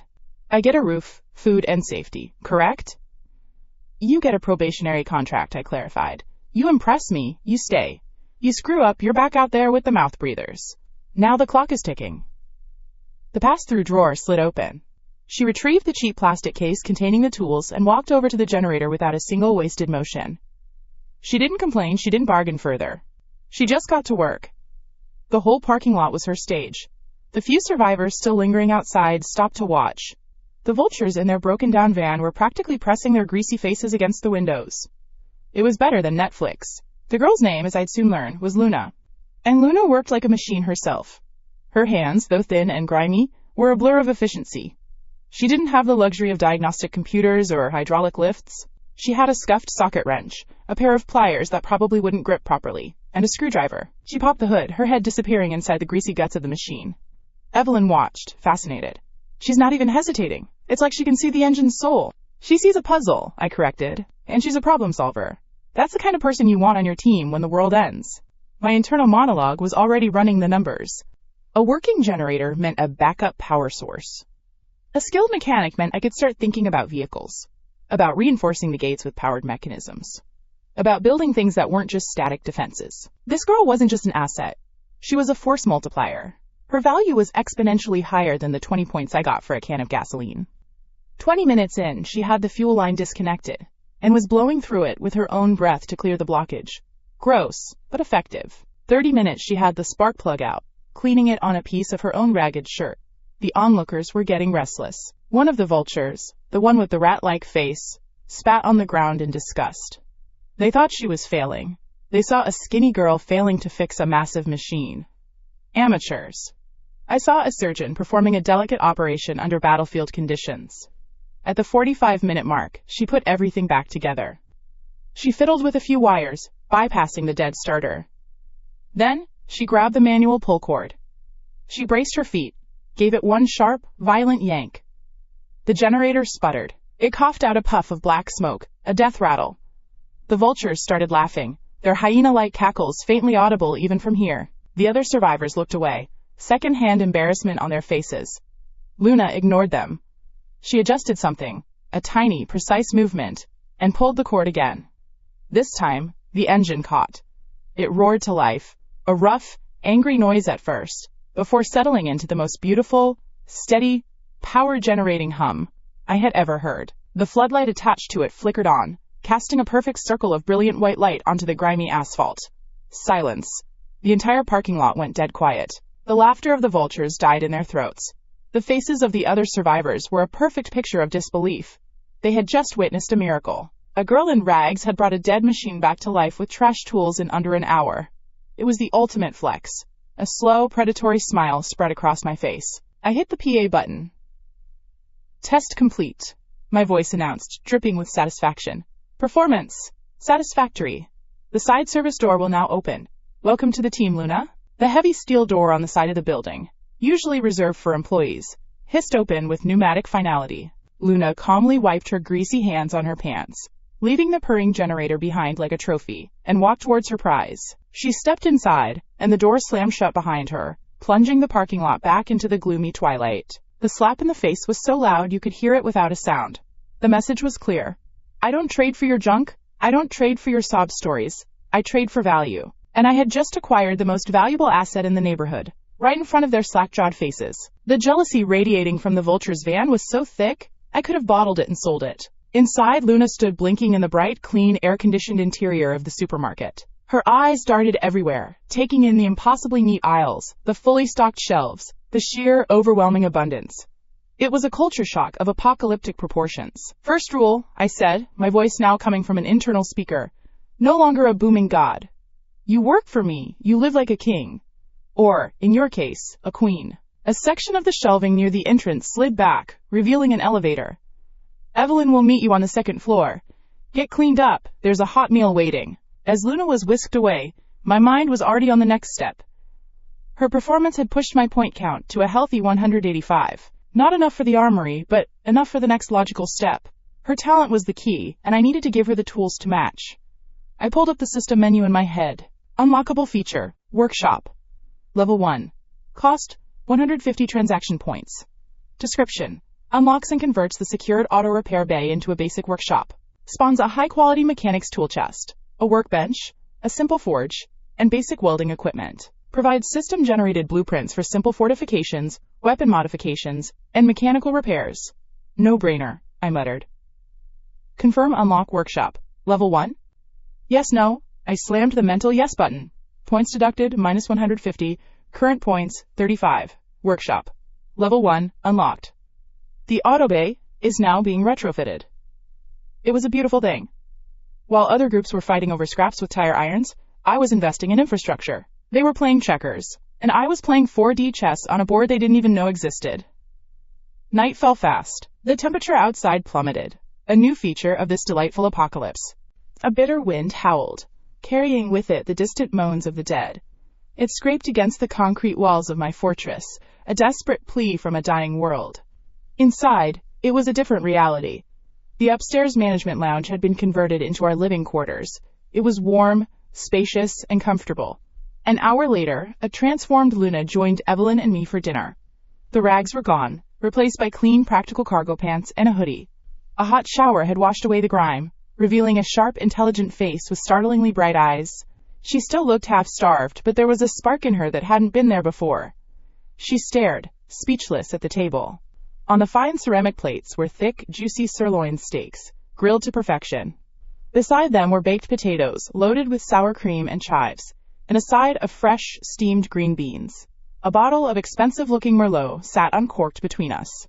For people who hadn't eaten a real meal in 5 days, this wasn't just food. It was a statement, a declaration of power. "Eat," I said, cutting into my steak. "There's an infinite supply." Luna picked up her fork with a hand that trembled slightly, then began to eat with a ferocious, single-minded focus. Evelyn ate with more grace, but no less appreciation. The three of us sat in comfortable silence for a while, the only sounds being the clinking of silverware and the distant, impotent howl of the wind. The contrast was intoxicating. Out there, freezing darkness, fear, and scavenging for stale crackers. In here, warmth, light, security, and steak. This was how you win the apocalypse. I was feeling pretty damn good about myself. I had my doctor, my engineer, and a fortress of infinite resources. My business was booming. The future was bright. Casually, I glanced at the security monitors I had set up in the lounge. My eyes scanned the perimeter cameras. The generator Luna fixed was still purring, its light a beacon of, "You can't have this," to the outside world. The vultures had finally given up and driven their sputtering vehicle away. The streets were empty, save for a few shambling figures in the distance. Then I saw it. Far down the main road, outside the effective range of my floodlights but clearly visible on the night vision camera, a small convoy of vehicles had stopped. They were junkers, a beat-up pickup truck leading a rusty sedan and a windowless van. Not unusual. Scavenger groups roamed all the time. But then the driver's side door of the lead truck opened. A man stepped out. Even on the grainy, green-tinted monitor, his silhouette was unmistakable. He had a politician's posture, a way of standing that was meant to project authority, even when he was wearing dirty clothes. He gestured to the others, directing them like he was born to it. My blood went cold. The steak in my mouth turned to ash. The warmth of the room vanished, replaced by an Arctic chill that had nothing to do with the weather outside. Every muscle in my body tensed. I would know that smarmy, self-important posture anywhere. I had watched it every day for months in my past life, watched it as he smiled and lied, as he stole our supplies, as he condemned my friends to death. I had watched that same man give the order to throw me to the horde. My fork clattered onto my plate. Evelyn and Luna both looked up, startled. "Alex, what's wrong?" Evelyn asked, concern in her voice. I didn't answer. I just stared at the screen, at the face that haunted my nightmares. The face of the man who had orchestrated my brutal death. Mark. That son of a bitch was here. Day 6. I almost choked on my A5 Wagyu. The fork hit the plate with a clatter that cut through the cozy atmosphere of the lounge. The rich, savory taste of perfectly cooked beef turned to ash and gravel on my tongue.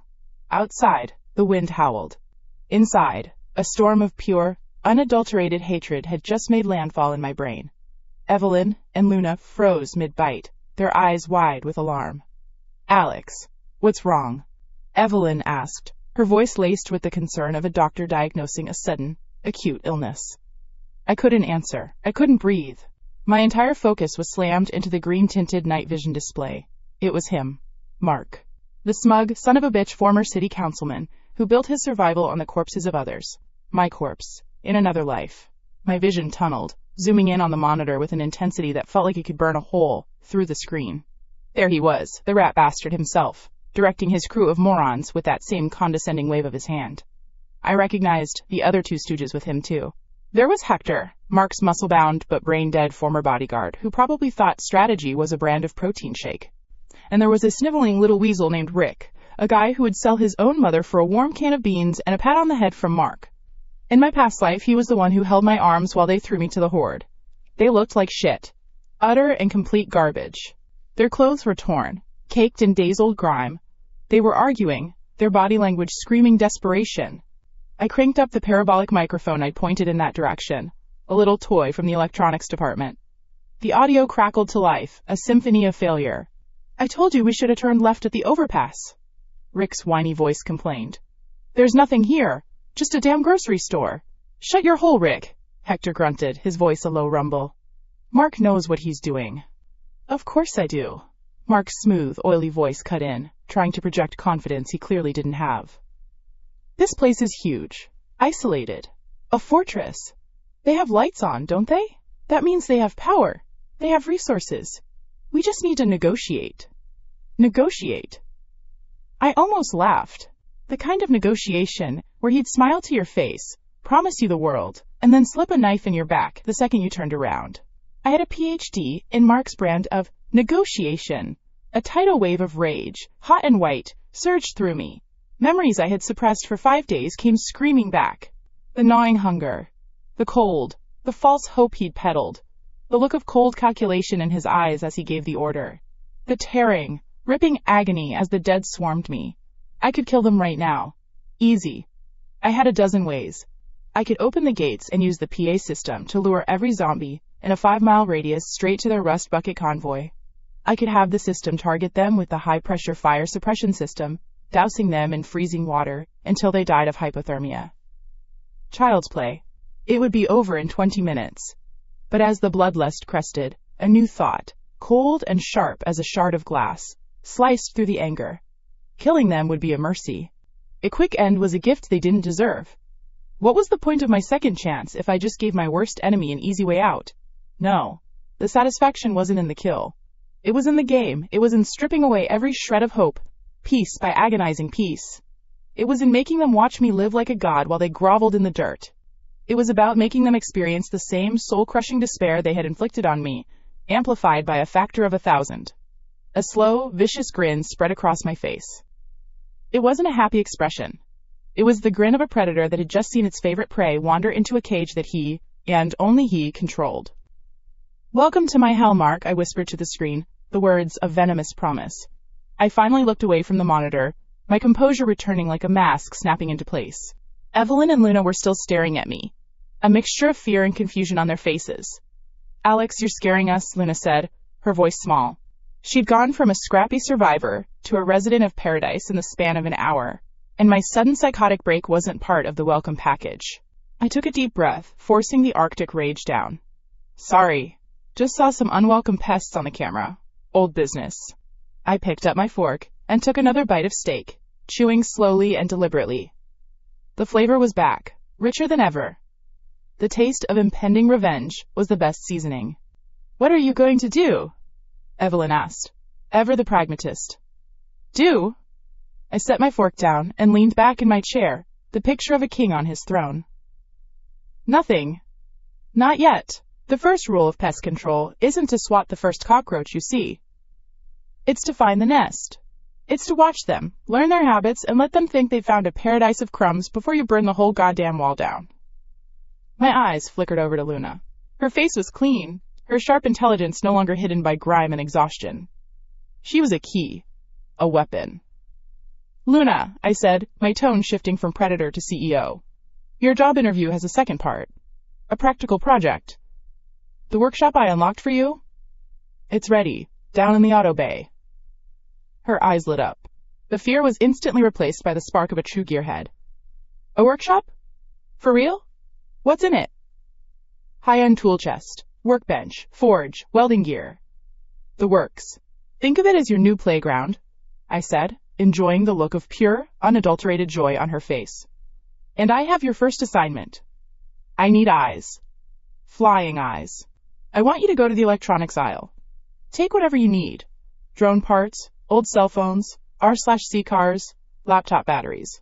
I want you to build me a fleet of small, quiet spy drones. Something I can fly out there 24/7 to watch our new neighbors without them ever knowing.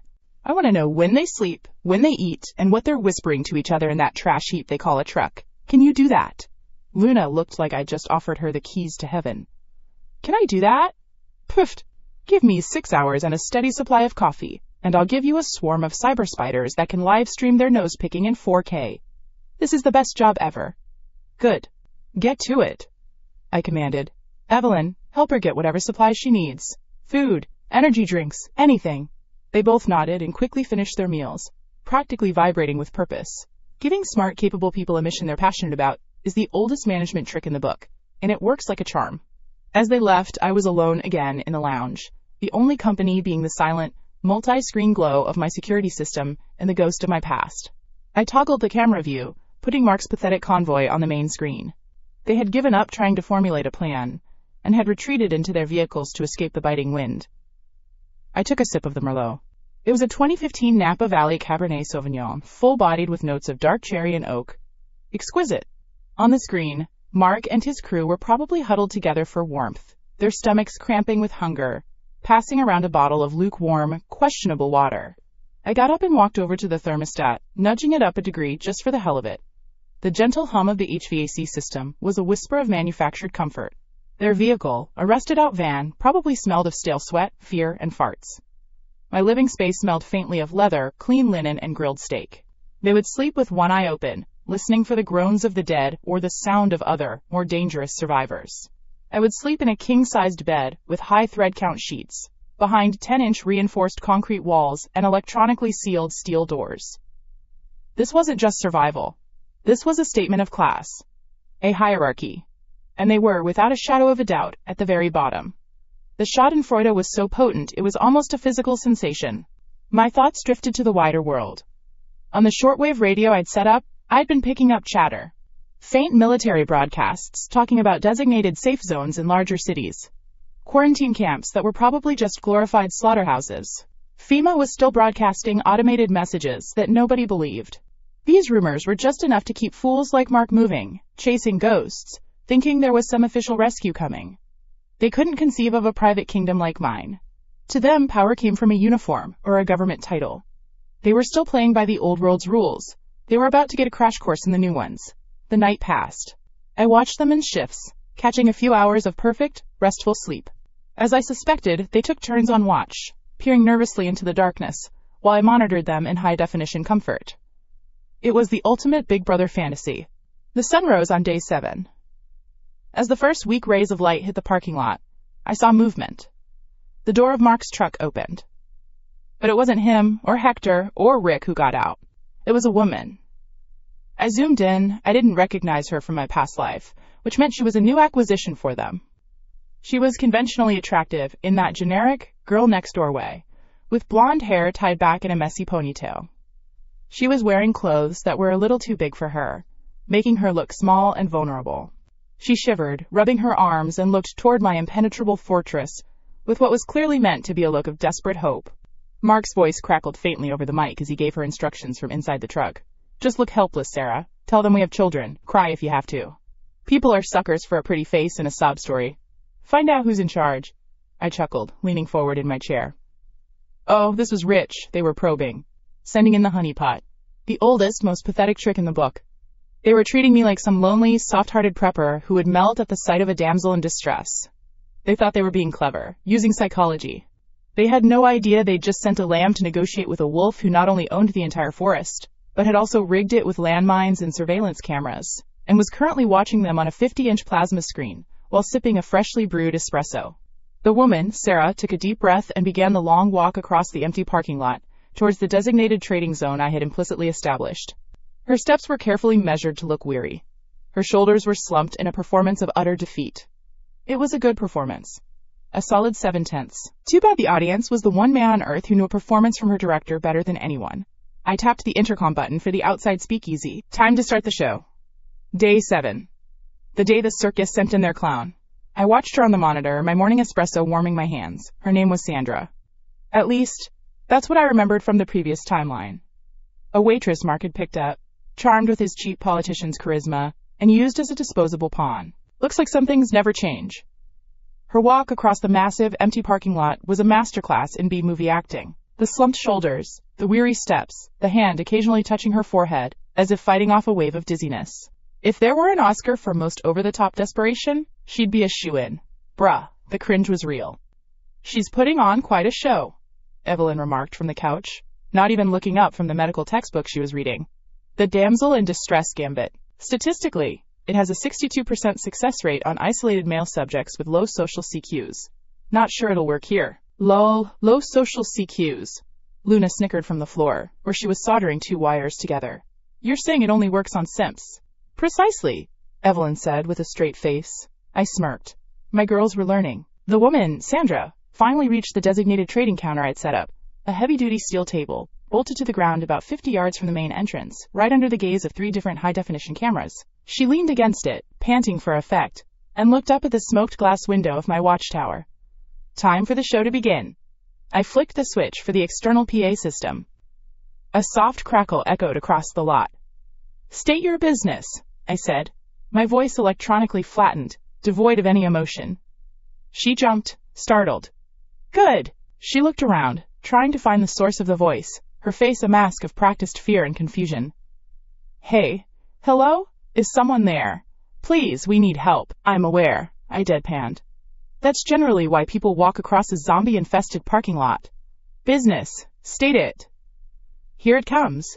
Cue the waterworks. Tears instantly welled up in her eyes. I had to give her credit.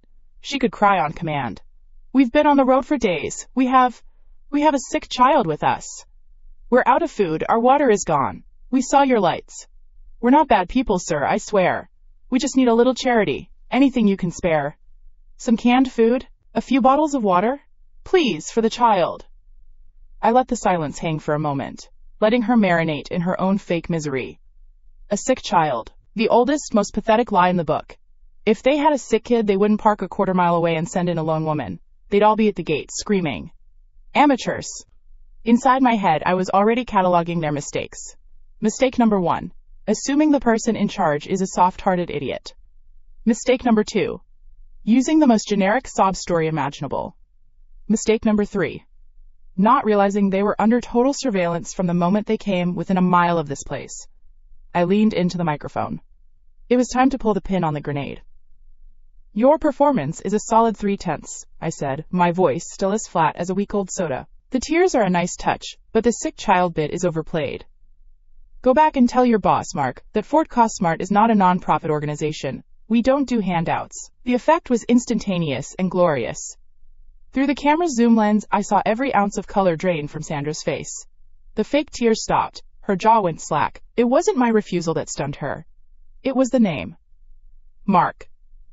The script she'd memorized was gone, replaced by pure, unadulterated shock and a healthy dose of fear. The wolf she thought she was talking to had just called out her shepherd by name.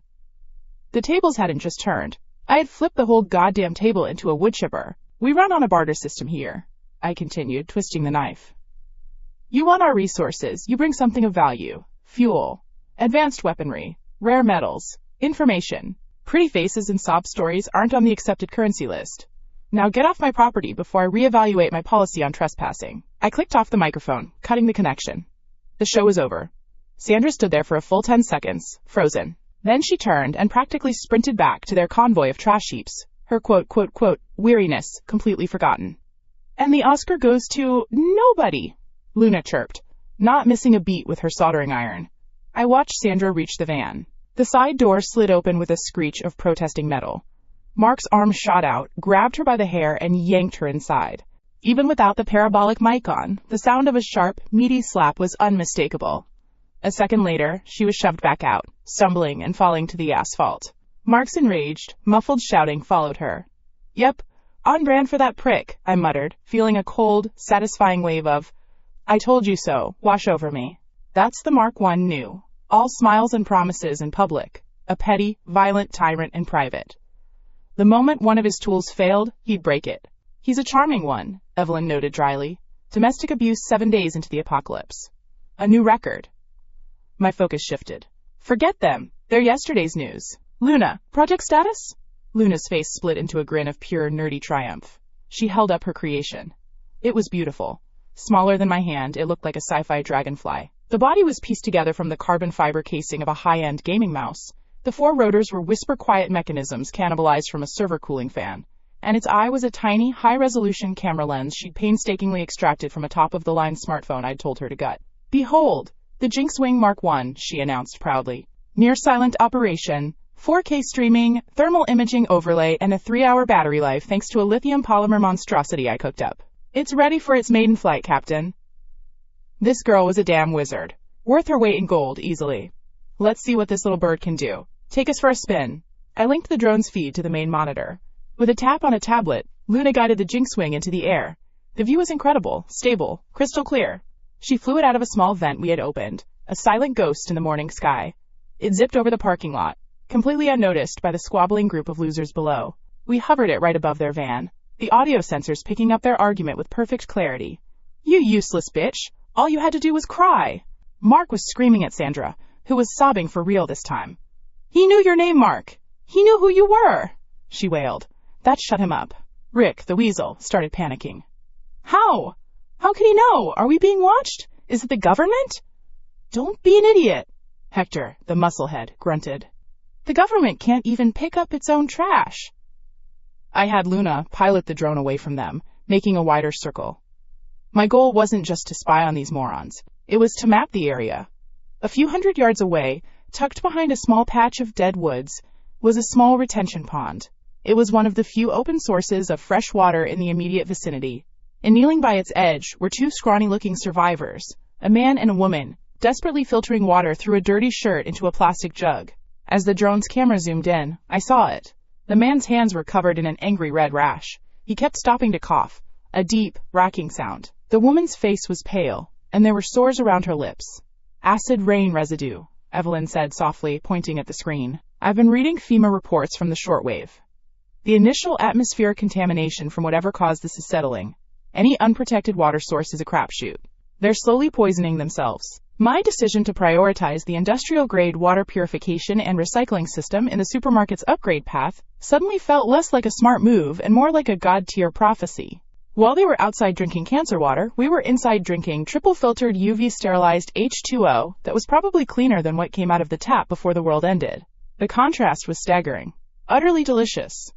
Then, Mark's greasy voice cut through the drone's audio feed as he formulated a new plan with his goons. He'd seen the other survivors by the pond, too. "Okay, new plan," he said, his voice low and conspiratorial. "The direct approach failed. The guy in there is a pro. So we stop playing nice. We can't get in, but we can make his life hell. And we can turn everyone else against him." "How?" Rick asked, his voice quivering. A nasty smile spread across Mark's face, visible even on the drone cam. "That pond. It's the only water source for miles, right? Every scavenger out here probably uses it. Tonight, Hector, you're going to take that container of drain cleaner we siphoned from the janitor's closet at the motel." My blood ran cold. Not with fear, but with a sudden, sharp interest. This was a new move. A nasty one, Mark continued, his voice dripping with venomous glee. "You're going to dump it in the pond. All of it. By morning, anyone who drinks from it will be violently ill, maybe dead. And when people start asking why, we'll be right there to point the finger. We'll tell them the selfish bastard in the superstore is poisoning the water to keep people away. We'll create a common enemy. We'll unite all the other survivors in the area out of fear and hatred, and we'll lead them in an assault right on his front door. He might be able to stop us, but can he stop 50 desperate people at once?" It was diabolical. It was vile. It was classic Mark. And it was utterly breathtakingly stupid. He was trying to play chess, but he didn't realize I wasn't just the other player. I owned the board, wrote the rules, and had a high-definition camera watching him plan his every pathetic move. He thought he was starting a fire at my doorstep. He had no idea he was just giving me a whole new stack of logs to throw on my own bonfire. And he was standing right in the middle of it. Day 8. The day the clowns lit a dumpster fire and then jumped into it. I watched it happen in glorious 4K, courtesy of the Jinxwing. Hector, Mark's resident troglodyte, waddled up to the retention pond under the pale moonlight. The guy was about as stealthy as a monster truck rally in a library. He kept looking over his shoulder, his movements jerky and paranoid. "Bruh, if you're gonna be evil, at least have some confidence." The drone hovered, a silent god in the night sky, its thermal camera painting Hector in shades of nervous orange and red. He pulled out a large plastic container. Even from this height, the zoom was so crisp I could read the label, Industrial Strength Drain Annihilator, a product we actually sold. Hilarious. He unscrewed the cap, hesitated for a second like he was considering the moral implications. LOL, as if, and then upended the entire jug into the pond. A thick, glugging sound, followed by a chemical shimmer spreading across the water's surface. A real pro-gamer move, poisoning the only publicly available water source for miles. And that, my friends, is what we call a dick move of epic proportions, I announced to the room. Luna, sprawled on a beanbag chair while monitoring the drone's vitals, gave a thumbs up without looking. Confirmed. Dick move detected. Evelyn just shook her head, a flicker of genuine disgust in her eyes. He has no concept of the consequences. That chemical will leach into the soil. It won't just poison the people. It'll sterilize the entire area. Consequences are for people who think past their next meal, I said, taking a sip of my perfectly chilled Gatorade. These guys are playing checkers. We're playing 4D chess on a quantum computer. I leaned back in my command chair. The leather was so supple. Life was good. Let them all drink it. Let the chaos begin. The morning came, and with it, the symphony of suffering. The first sign was the 2 survivors from yesterday. My drone, now parked in a high tree, watched them collapse after a few sips from their jug. Vomiting. Convulsions. The works. It wasn't pretty. Soon, other small scavenger groups trickled in, drawn to the pond like moths to a flame. The result was always the same. Sickness, pain, and confusion. And right on cue, Mark's little posse of hyenas emerged from the woods. They didn't approach the sick. They just stood at a distance, pointing fingers. Not at themselves, of course. They pointed towards my fortress of glorious consumerism. Mark, with his smarmy politician's face arranged into a mask of righteous fury, began his speech. His voice, carried on the wind, was too faint for my mics to pick up clearly, but his gestures were universal. He was telling them a story. Look at that fortress. They have everything. Food, water, safety. And what do we have? Nothing. Why? Because the monster inside is trying to kill us all. He poisoned the water to drive us away, to hoard it all for himself. It was a masterclass in manipulation, I had to admit. He preyed on their fear, their desperation, their envy. And it worked like a charm. The scattered 6 survivors, once wary of each other, now had a common enemy, a focal point for their misery. Me. They started to group up. A man in a torn Metallica t-shirt helped a woman who was heaving her guts out. A gruff-looking biker shared a look of pure hatred with a former suburban dad. They were uniting. A mob was being born. They're actually buying it, Luna said, her voice a mix of disbelief and amusement. The human capacity for stupidity is truly limitless. Never underestimate the power of a good story, even if it's a dumb one, Evelyn commented, her eyes glued to the screen. Especially when people are desperate for someone to blame. By noon, the clown show had assembled. Maybe 50-60 people. A ragtag army of the pissed off and the poisoned, armed with pipes, broken bottles, and a whole lot of misplaced anger. They marched across my parking lot, a shambling tide of idiocy, and gathered before the shuttered main entrance.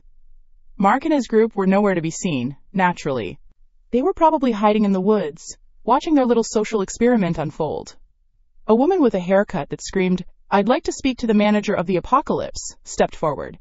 She was their chosen mouthpiece. "Hey, you in there! We know what you did!" she shrieked, her voice cracking. "You poisoned the water! You coward! Hiding in your castle while children get sick!" The crowd roared in agreement. A few rocks bounced harmlessly off the reinforced steel shutters. It was adorable. I let them scream for a good 5 minutes, let them get it all out of their system. I took another sip of Gatorade. The silence from my end was more unnerving to them than any threat I could have made. "Alex, you're not just going to let them think that, are you?" Clara asked, her brow furrowed with concern. She was my logistics and people manager, and the idea of a PR disaster, even in the apocalypse, clearly bothered her. I just smiled. "Clara, a reputation is a tool. Sometimes you let people think you're a monster. It's useful. But today we're having a movie night." I turned to Luna. "You patched the main ad board like I asked?" Luna's grin was positively feral. "The 80-foot Cosmart mega display is now fully integrated with our local network, Captain. Ready to stream any media of your choice in stunning high definition." "Perfect. Roll the tape." I hit a switch on my console. Outside, with the hum of 1,000 capacitors, the massive electronic billboard above the main entrance, which had been dark since the world ended, flickered to life. The 50-foot-tall screen bathed the entire parking lot in brilliant light. The mob fell silent, their angry shouts dying in their throats as they stared up, mouths agape. On the screen, there was no message from me, no demands, no threats, just a video. It was crisp, clear, nighttime footage. The Jinx Swings feed. It showed the retention pond shimmering under the moonlight. And then, a figure waddled into the frame. Hector. The camera zoomed in, creating a portrait of villainous stupidity 50 feet high. His shifty eyes, his nervous sweat. The crowd could see every detail. Then, the close-up on the container in his hand. Industrial strength drain annihilator. The words were as big as a car. A collective gasp went through the crowd. You could feel the reality of the situation crash down on them like a physical wave. Then, the video showed Hector dumping the contents into the water. The audio, which I had Luna clean up and amplify through the PA system, was crystal clear. The thick glug glug glug of the chemicals echoed across the parking lot, an indictment more powerful than any words I could have spoken. For a full 30 seconds after the video looped, there was absolute silence. The Karen who had been screaming at me a minute ago just stood there, her face a pale mask of shock and dawning horror. They hadn't been tricked by a monster in a fortress. They had been played for fools by a backstabbing weasel hiding in the bushes. Then, the silence broke. But it wasn't aimed at me anymore. The Metallica shirt guy was the first to turn. His eyes, burning with a new, correctly aimed fury, scanned the tree line where Mark's group had been goading them on. "Those sons of bitches," he roared. That was the spark.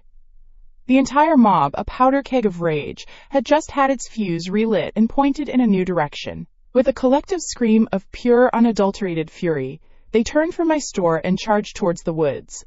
The show is better than anything on Netflix. "Oh, this is gold," Luna giggled, switching the monitor to another drone's camera that was positioned over the woods. Mark's group was caught completely by surprise. They thought they were watching a siege. Suddenly they were the siege. The mob crashed into them like a tsunami. It wasn't a battle, it was a beatdown. The biker I'd seen earlier tackled Hector to the ground and started introducing his face to the dirt. Rick, the weasel, tried to run but was tripped and swarmed. Sandra, the failed actress, was screaming as two furious women pulled her hair. Only Mark, the slippery bastard, managed to squirm away with his two biggest thugs, firing a few wild pistol shots into the air to cover their escape. They scrambled into their van and tore off, leaving the rest of their team to the mob's tender mercies. I watched them get their asses handed to them, a bowl of popcorn in my lap. "See, Evelyn? No need for bullets. Just a little bit of high-definition truth." Evelyn watched the carnage, a clinical curiosity on her face. "Fascinating. The transference of aggression is textbook. You didn't defeat them. You simply provided the catalyst for them to defeat themselves." Exactly. Maximum results, minimum effort. The creed I now lived by. When the chaos died down, the remaining members of Mark's crew were either gone or in very, very bad shape. The mob, its anger spent, began to disperse, looking wounded, ashamed, and exhausted. They gave my fortress one last complicated look, a mixture of awe and fear, before shuffling away. My point had been made. Fort Cosmart was not to be trifled with. And its master was not some soft-hearted fool. He was an omniscient god who could project your sins onto a 50-foot screen for all to see.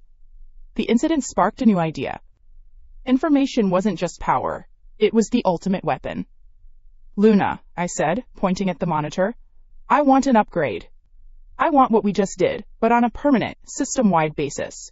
I want a network of weatherproof speakers and smaller LCD screens mounted at every corner of our perimeter. A fortress-wide PA system. A propaganda and public information grid. We'll use it to broadcast our rules, trading hours, warnings, and public service announcements like the one we just delivered.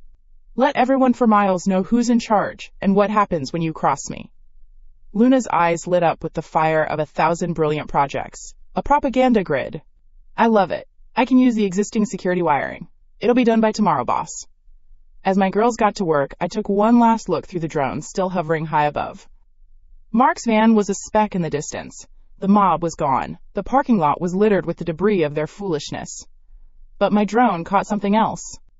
About a half-mile out, parked on a small overpass, was a convoy of vehicles that didn't belong to the mob. They were matte black, reinforced and bristling with makeshift armor plating. A group of men stood beside them, watching the aftermath through binoculars. Even from a distance, they had a different air about them. Not desperate scavengers. Not petty schemers. They were predators. Their logo, a crude white vulture painted on the side of a truck, was unmistakable. The Vultures, a nasty biker gang from the old world, now thriving in the new one. Their leader, a bald brute named Spike, lowered his binoculars. I couldn't hear him, but I knew what he was thinking. He wasn't looking at Mark's failure. He was looking at my success, at my control. He wasn't seeing a target to be tricked. He was seeing a prize to be taken. The amateur hour was over. A bigger, meaner circus was coming to town. I smiled. Bring it on, I still had plenty of popcorn. Day 9. The day a bunch of cosplaying rejects decided my superstore was their next big score. It was almost cute. The Jinx Wing, my favorite eye in the sky, fed me a perfect high-def stream from a grimy, derelict warehouse a few miles away. The place smelled of rust and failure even through the camera lens. At the center of this pathetic little kingdom stood the vulture I'd spotted yesterday. Spike. A walking thumb with a bald head and a leather vest that had clearly lost a fight with its washing machine years ago. He was holding court. With him were 2 other wannabe warlords. One was a scrawny, twitchy meth head I mentally dubbed Ratface. The other was a large, greasy slob in a stained tracksuit. Let's call him Gordo. It was the world's saddest supervillain team-up. The Legion of Doom. If it was sponsored by gas station hot dogs. The place is a fortress, Ratface was squeaking, his hands jittering. I saw what he did to Mark's crew. He put him on a giant TV. A giant TV! Spike just grunted, a sound like gravel in a blender. Mark's crew were politicians and pussies. They tried to play mind games. We don't play mind games. He slammed a meaty fist on a rusty barrel, making the other 2 flinch. We play with this. He gestured to his posse of about 20 leather-clad goons, who tried their best to look intimidating. Most of them just looked like they needed a shower and a solid meal. He's right, Gordo wheezed, wiping sweat from his brow with the back of a greasy hand. My boys and I tried to get close. The place is sealed tighter than a drum. What's the plan, Spike? We ain't getting through steel shutters with baseball bats. This was the moment. The big pitch. I leaned forward in my command chair, popping a Pringle into my mouth. This ought to be good. That's where you're wrong, Spike growled, a predatory glint in his piggy eyes. He pointed toward a hulking beast in the corner of the warehouse. It was a garbage truck. A freaking garbage truck, onto which they had crudely welded thick plates of scrap metal. It had the can opener spray-painted on the side in drippy red letters. Lame. We ain't knocking, Spike declared with the confidence of a man who's had one too many brilliant ideas in his life. We're driving through the front door. A united front. My vultures, your scrappers, and your... whatever you call your fat asses? Gordo scowled, but didn't argue. Think about it, Spike continued, his voice dropping into a conspiratorial rasp. A place like that, surviving this long, it ain't just canned beans. It's a treasure chest. Endless food. Clean water. Medicine. Power. And... He paused for dramatic effect, letting his gaze sweep over his filthy audience. Women. The ones inside with him. Clean. Healthy. Not like the scavengers out here. A low, ugly murmur rippled through the assembled dirtbags. Their eyes lit up with a primitive, disgusting greed. He'd found their button, and he was mashing it with a sledgehammer. Gross. But effective. In my command center, Evelyn let out a sigh of weary disgust. Predictable. I glanced over at my all-star crew. We were watching this war council on the main monitor like it was a boring reality show. The contrast was, and I say this with zero humility, spectacular. They were in a dark, leaky warehouse, plotting theft and assault while smelling like old feet. We were in a climate-controlled, well-lit command hub, sitting in ergonomic gaming chairs. Clara had just brought in a tray of freshly made mini pizzas. So, what's the verdict, boss? Luna asked, not even looking up from her tablet where she was running a diagnostics check. On a scale of 1 to 10, how screwed are they? They haven't even reached a 1 yet, I said, taking a bite of a pepperoni and jalapeno slice. Perfect. They're still in the negative numbers, down in the territory of so profoundly stupid it's a miracle they can breathe and walk at the same time. The alliance was sealed with grunts and handshakes that probably exchanged more bacteria than a petri dish. They had about 50 men in total now. A hooting, hollering mob of degenerates, passing around cheap whiskey and bragging about what they were going to do once they got inside. Their master plan was to attack at dawn. Because attacking at dawn is what you do in movies, I guess. I turned down the audio feed of their moronic celebration. All right, team, stand-up meeting. Evelyn, just in case any of these Darwin Award candidates manages to injure themselves near our property line, have a few trauma kits ready in the med bay. We might need to patch up one for questioning. Evelyn nodded crisply. Understood. The infirmary is always ready. Clara, business as usual. Keep the inventory logs updated. Make sure the coffee machine is fully stocked. Tomorrow is going to be a long day of watching idiots fail. Clara gave me a reassuring smile. Already on it, Alex. And Luna, I said, turning to my tech prodigy. Run a final check on the perimeter defense grid. The new turrets we discussed. Calibrate the targeting systems, but keep them on standby. I don't want to use the expensive ammo unless I have to. Luna's grin was sharp. The unwelcome wagon is polished and ready to party, boss. They won't know it hit him. Good. I'm gonna go get the new toys. I stood up and stretched. The sheer lack of panic in the room was the most powerful weapon we had.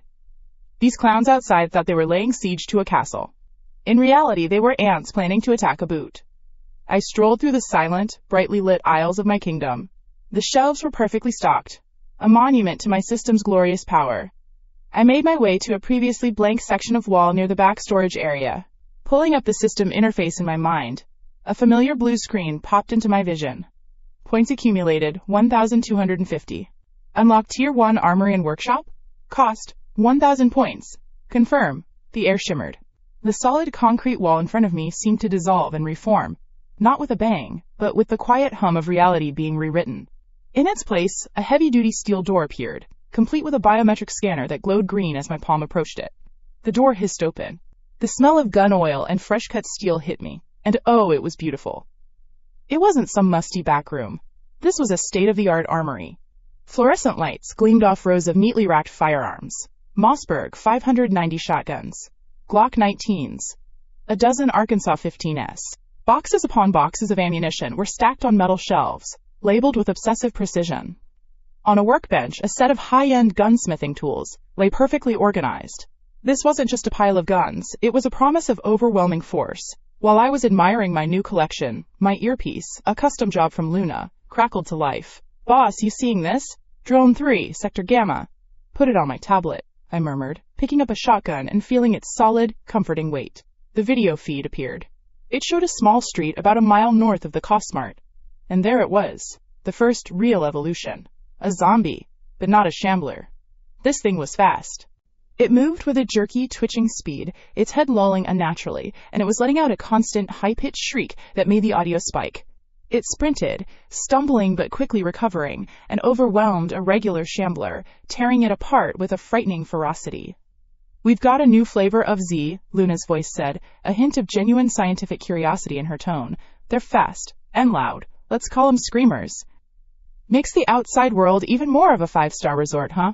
I mused. Another point for my fortress. Another reason why the outside was a death sentence and the inside was paradise. Let them evolve. They weren't getting through my walls. My eyes scanned the racks of my brand new armory, looking past the standard issue stuff, and then I saw it, sitting in a place of honor in its own custom case. My lips curled into a true, genuine smile. The system knew me so well. It was a Barrett M82A1, a .50 caliber semi-automatic anti-material rifle. It was overkill in its purest, most beautiful form. It was a weapon designed to say no to engine blocks, brick walls, and whatever else you wanted to stop existing from a mile away. I lifted the beast. It was heavy, solid, a masterpiece of destructive engineering. I walked back out of the armory, the door hissing shut behind me, and took the service elevator to the roof. The night air was cool. Below my fortress was an island of light and order, in a sea of darkness and chaos. In the distance, I could see the faint glow of the warehouse, where the vultures and their new best friends were getting drunk and feeling tough. I set up the Barrett on its bipod at the edge of the roof, the reinforced parapet serving as a perfect sniper's nest. I slotted a 10-round magazine of pure authority into the receiver and chambered the first round. The clack-clack was the most satisfying sound in the world. Bringing the high-powered scope to my eye, I twisted the focus knob. The distant warehouse jumped into sharp relief. I could see the silhouettes of the idiots stumbling around, their pathetic can opener parked outside like some kind of monument to bad ideas. They were completely oblivious. They were the stars of their own action movie, and they had no idea the director was about to yell cut with a .50 BMG round. The dawn attack they were planning seemed so far away now, so irrelevant. Let them have their party, I murmured to myself, my finger resting lightly on the trigger. My breathing was slow, even. My heart rate was as steady as a rock. This wasn't a fight. This wasn't a siege. This was pest control. Time to take out the trash. Day 10. Dawn. The time of day when poets get all mushy and idiots get all murdery. The air had that pre-dawn chill that promises a thoroughly miserable day for anyone not currently holding a steaming mug of premium dark roast coffee, freshly ground and brewed by a top-of-the-line machine. In other words, It was going to be a thoroughly miserable day for the 50-odd cosplay enthusiasts shivering in the parking lot of the derelict warehouse down the road. Me? I was doing great. I took a sip of my coffee, the warmth spreading through my chest as I watched them through the Barrett's scope from my rooftop throne. Spike, the bald thumb in a leather vest, was trying to give a pep talk. It was tragic. He was gesturing wildly, his voice probably cracking with what he thought was inspirational fervor. His audience of degenerates looked less inspired and more like they desperately needed a bathroom and a hot meal. Their masterpiece, the can opener, looked even dumber in the morning light. It was a garbage truck with bits of scrap metal welded to it at random, jagged angles. It didn't look like a war machine. It looked like a tetanus infection on wheels. "They're moving, boss," Luna's voice chirped in my earpiece, cool as a cucumber. "ETA to our outer fence. 90 seconds. "Acknowledged," I murmured, putting my coffee mug down on a small, steady crate beside me. "Clara, Evelyn, you two enjoying the show from the command center?" "It's like watching a documentary about lemmings," Evelyn replied, her voice dry. "Fascinating, in a morbidly clinical way." Clara just laughed softly. "The popcorn is ready, Alex. See? This is what I'm talking about." My team was watching a potential life-or-death siege like it was a Netflix premiere. That's the kind of morale a perpetually full pantry and absolute safety buys you. The roar of the garbage truck's engine finally reached me, a guttural diesel growl that was probably the most impressive thing about their entire operation. The mob of 50 started jogging behind it, letting out a war cry that sounded like a bunch of confused dads trying to start a stubborn lawnmower. It was deeply, deeply embarrassing for all involved. They reached the chain-link fence that marked the perimeter of my massive parking lot, the future home of my trading post. The can opener didn't even slow down. It plowed through the fence with a screech of tortured metal. A few of the goons cheered, as if that was the main objective. Breaking a $10 fence. Congrats, fellas. They fanned out, whooping and hollering, and started firing their pathetic collection of handguns and hunting rifles at the main entrance. The bullets pinged harmlessly off the reinforced steel shutters. It was like throwing gravel at a tank. "A few of them are trying to climb the side fences," Luna reported, her tone laced with amusement. "The ones near the loading bays." "Oh, really?" I said, a grin spreading across my face. "Let's give them a little jolt to wake them up." "Light 'em up, Luna." "Copy that, boss. Frying bacon." I swung the Barrett scope over to the side. A handful of the smarter than a rock, but not by much types, were trying to scale the fence. The first one, a lanky dude in a hoodie, got his hands on the top rail. The result was electric. It wasn't a zap. It was a full-body, high-voltage light show. His entire skeleton lit up in silhouette, his muscles spasmed violently, and he was thrown backward with a force that sent him cartwheeling through the air before landing in a heap. The smell of ozone and burnt hair reached me even on the roof. Two of his buddies, who were right behind him, got caught in the arc. They danced a horrific, twitching jig for a second before collapsing into smoking piles. Human-shaped charcoal briquettes. The rest of them scrambled back from the fence like it was radioactive, which, for all intents and purposes, it now was. The main group was still clustered around the truck, looking confused. Spike was bellowing orders, pointing at the main shutters. He wanted the truck to ram the actual building. A bold plan. A stupid plan, but a bold one. I didn't aim for Spike. That would be too quick. Too merciful. I aimed for his brilliant idea, lining up the crosshairs on the engine block of the garbage truck. I exhaled slowly. The world narrowed to the circle of my scope. My finger squeezed the trigger. The Barrett M82A1 doesn't make a bang, it's more of a physical event. A deep, chest-thumping boom that splits the morning air in half. More than a mile away, the .50 caliber armor-piercing round did its job. It didn't just punch a hole in the engine block, it shattered it. The front of the garbage truck erupted in a geyser of shrapnel, oil, and steam. The great can opener died with a loud, final metallic scream and shuddered to a halt. Confusion turned to panic. Their one big weapon was now a useless, smoking lawn ornament. "Okay," I said into my comms, chambering another round with a satisfying clack. "My turn is over. Luna, you have the stage. Activate the unwelcome wagon." Luna's reply was a giggle. Showtime. This was the part one was really looking forward to. This was the upgrade that cost me a good chunk of points, and it was worth every single one. All along the upper facade of the Cosmart, just below the roofline, sections of the solid concrete wall slid open with a quiet, hydraulic hiss. From these new openings, sleek robotic turrets unfolded themselves, their barrels and sensor arrays gleaming in the early light. They looked like something straight out of a sci-fi blockbuster. For a moment, the attackers just stared, their mouths hanging open. They had come here to fight a man. They had found a fortress. Then the turrets opened fire. It was not the chaotic spray of panicked human shooting. It was the calm, methodical, brutally efficient rhythm of machine logic. BRT, BRT, BRT. BRT, BRT, BRT. Each burst was short, controlled, and aimed with cold, digital precision. The effect on the mob was devastating. It was an absolute, one-sided slaughter. Men who were just moments ago screaming war cries were now just screaming. Their bodies were torn apart by streams of 7.62 mm rounds. The ground in front of my store turned into a kill zone. It wasn't a battle, it was data processing. Targets acquired. Targets eliminated. I just watched from above, a god observing ants. I picked off a few of the ones who were trying to use the dead truck for cover. It was comically easy. One moment, a dude with a bad haircut was peeking out. The next, a pink mist settled where his head used to be. The power of a 0.50 calories round on a soft target is something you really have to see to appreciate. It doesn't leave a body, it leaves a suggestion. The whole assault lasted less than 3 minutes. The glorious alliance of the vultures, scrappers, and whatever Gordo's fat asses called themselves broke. It didn't break, it vaporized. The survivors, maybe a dozen of the original 50, threw their weapons down and ran. They didn't run like soldiers retreating. They ran like damned souls fleeing the gates of hell, screaming and stumbling over their fallen comrades. I let them go. They would serve as walking billboards, spreading the tale of the insane, death-trap superstore that was not to be trifled with. Best advertising I could ask for. The sudden lack of gunfire was almost weirder than the noise itself. The sun was properly up now, casting long shadows across my parking lot, which was now littered with corpses and smoking wreckage. The Fortress Cosmart was silent, untouched, pristine. Not a single scratch on my walls. Damage report, Luna? I asked, already knowing the answer. Perimeter defenses at 100% effectiveness. 0 damage to the structure. Ammo expenditure for the turrets, 12%. I'd call that a resounding success, boss. Agreed, I said. Start running the cleanup protocol. But the world wasn't done with the show. The gunfire, the screaming, the dinner bell had been well and truly rung.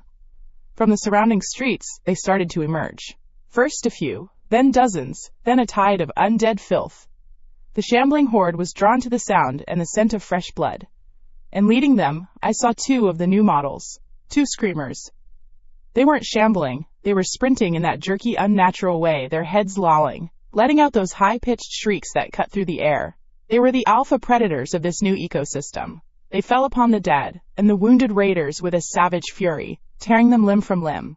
The normal zombies followed. A wave of rot and hunger. I watched, fascinated. This was perfect. The world had just provided me with a free, self-maintaining, and utterly terrifying moat. Who would be stupid enough to try and cross a field of corpses being devoured by 100 zombies, including hyper-aggressive new variants? The answer: nobody. Okay, Luna, I amended. Launch the scavenger drones. Let's not let all that perfectly good hardware on our front lawn go to waste. Grab any weapons and ammo you can. Everything else can be zombie food. Aye aye, Cap'n. A small hatch on the roof slid open, and a half-dozen quadcopter drones, each fitted with a strong magnetic clamp, zipped into the air. They swooped down over the grisly scene below, expertly plucking rifles, shotguns, and pistols from the hands of the dead, ignoring the feasting zombies who were too busy to notice. I watched the feeds from the drones on my tablet, directing them to the best targets. It was like one of those claw machine games, but with a much better price-to-effort ratio. One drone was hovering over the wreckage of the can opener, its camera zooming in. Most of the cab was a twisted mess from my shot. And then I saw it. The drone's camera focused on something inside the mangled passenger side. It wasn't a raider, it was a woman. She was bound with thick zip ties, a gag stuffed in her mouth. Her clothes were torn, and her body was a roadmap of old scars and fresh bruises. She looked like she'd been through hell and back twice, but her eyes, they weren't broken. They weren't filled with fear. As the drone's camera light fell on her face, she looked right at it. And in those eyes, I saw something I recognized. Pure, diamond-hard fury coiled into a human form. She wasn't a victim, she was a caged tiger. Luna, I said, my voice low and focused, my previous casual demeanor gone. Divert a drone. A heavy lifter. There's a survivor in the truck. A friendly. Or, at least, a potential new hire. I zoomed in on the tablet. A fighter's build. Defiant eyes. Someone who clearly knew how to handle herself if she wasn't tied up. Spike and his crew hadn't just brought an army of idiots to my doorstep. They'd brought me a gift. My system didn't just give me an armory and infinite snacks. It had just delivered my new head of security. All she needed was a proper contract. And an extraction. Day 10. Late morning. The battlefield was now a buffet line. Extraction drone Big Gulp is in position, boss. Luna's voice crackled in my comms, a little too chipper for someone watching a zombie smorgasbord.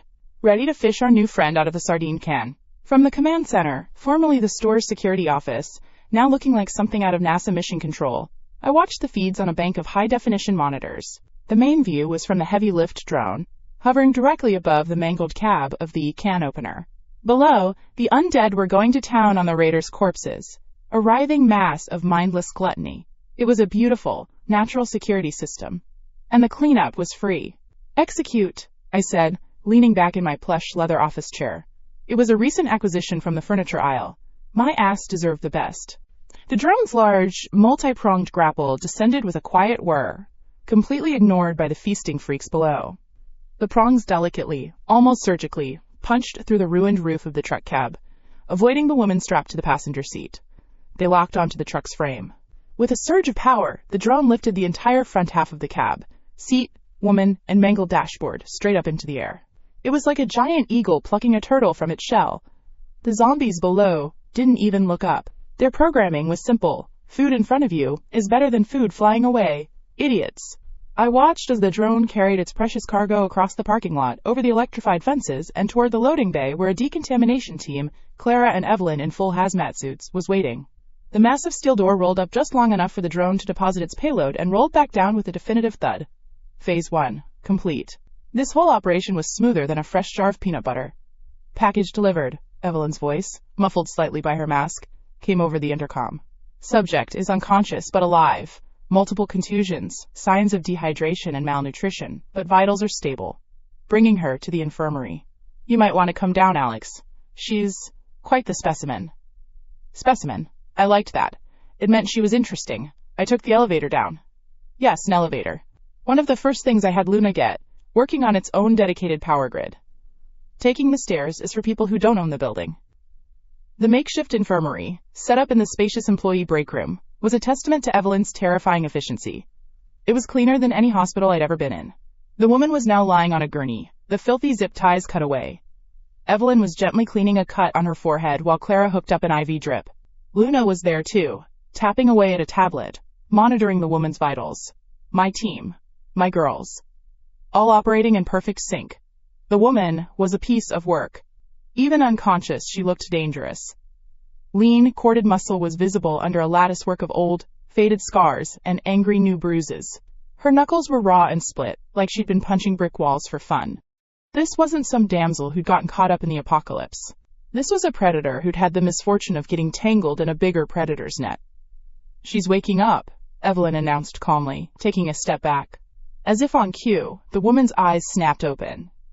They weren't groggy or confused. They were sharp, focused, and filled with the kind of incandescent rage that could peel paint. In a single fluid motion, she swung her legs off the gurney and tried to launch herself at Evelyn, the closest target. Tried. Her body, starved and battered, betrayed her.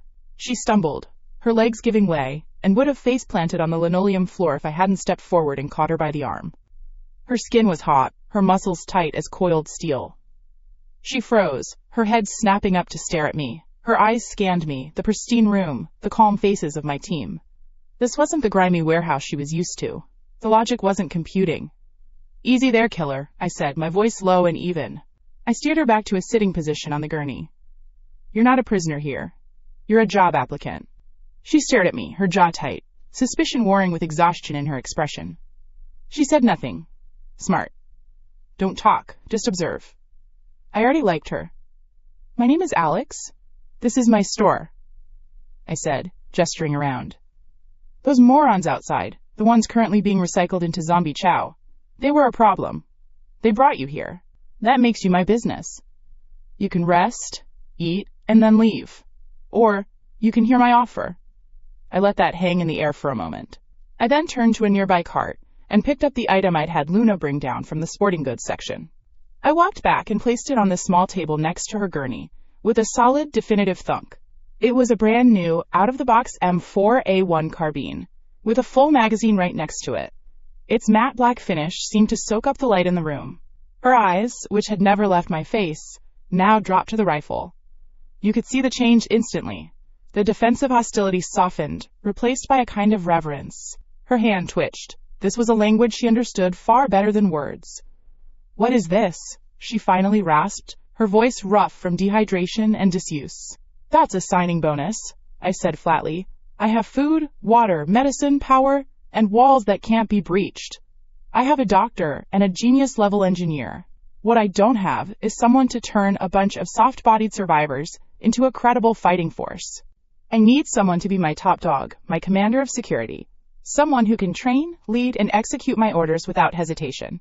I look at you and I see a resume written in scars. Are you interested?" She didn't answer right away. Her eyes flicked from the rifle to me, to Evelyn and Luna, who were watching with detached curiosity. She'd lived in a world where strength was everything, but power was always held by loud-mouthed, incompetent thugs like Spike. She was looking at a situation that didn't fit her experience. A quiet, calm man in a clean shirt offering her a military-grade weapon and a C-level position in his Apocalypse Corporation. It was a total system shock. The ultimate vomit to her entire worldview of suffering. Slowly, she reached out. Her movements were no longer purely instinctual, they were professional. She picked up the magazine, checked the rounds with her thumb, and slammed it into the rifle with a practiced, satisfying click. She worked the charging handle, checked the chamber, and shouldered the weapon. It was as natural as breathing for her. She looked at me down the length of the barrel, not as a threat, but as a point of negotiation. "Rules?" she asked, her voice stronger now. A grin spread across my face. She wasn't asking if she should follow them. She was asking what they were. The deal was already made in her head. Simple. Rule number 1, I'm always right. I paused, letting her absorb that. Rule number 2. If, by some cosmic impossibility, I'm ever wrong, see rule number 1. For a second, there was silence. Then, a raw, guttural sound escaped her lips. It wasn't a giggle or a chuckle. It was a laugh. A wild, feral, and utterly beautiful laugh of someone who had finally found a brand of insanity that made perfect sense. "Okay," she said, lowering the rifle. "I'm in. The name's Maya." I extended my hand. She shook it. Her grip was like a vice. "Welcome to the team, Maya. Your first official duty is to get some rest. We start training tomorrow. I'll show you the armory later. You'll like it." Just as I said that, a crisp, electronic chime sounded in my head. New personnel acquired, Maya Chen, elite combat trait. Prerequisites met. Unlocking new facility, military training area. Level 1. Description: a dedicated space to turn squishy civilians into hardened soldiers. Includes a firing range, obstacle course, and CQB simulation room. Upgradable. Jackpot. My team was coming together. Evelyn was the brains, the calm scientist who kept us alive and analyzed the threats. Luna was the hands, the tech wizard who made the impossible happen with a keyboard and a soldering iron. And now I had Maya. She was the sword. My sword. While other proto-warlords and pathetic community leaders were still arguing about who got the last can of cold beans, I had assembled the holy trinity of apocalyptic survival. Brains, brawn, and tech. And I was the God King pulling all the strings. It was beautiful. Later that afternoon, the news from the outside world started trickling in via the scavenger drone's long-range audio sensors. The few survivors of Spike's Moron Brigade had scattered to the winds, carrying with them tales of Fortress Costmart. The stories were already mutating into legends. They weren't just shot at, oh no. They said the walls of the store opened up to reveal demonic cannons. They said the fences screamed with lightning. They said a single shot from the roof turned their war truck into confetti. The story was designed to terrify. It painted me as some kind of monster, a tech demon hoarding treasures in an impregnable dungeon. It was the best damn advertising I could have ever asked for. The message was clear. Don't fuck with the Costco. The local food chain was reestablishing itself. The small fry predators now knew there was a bigger, meaner T-Rex in the valley. They would leave me alone.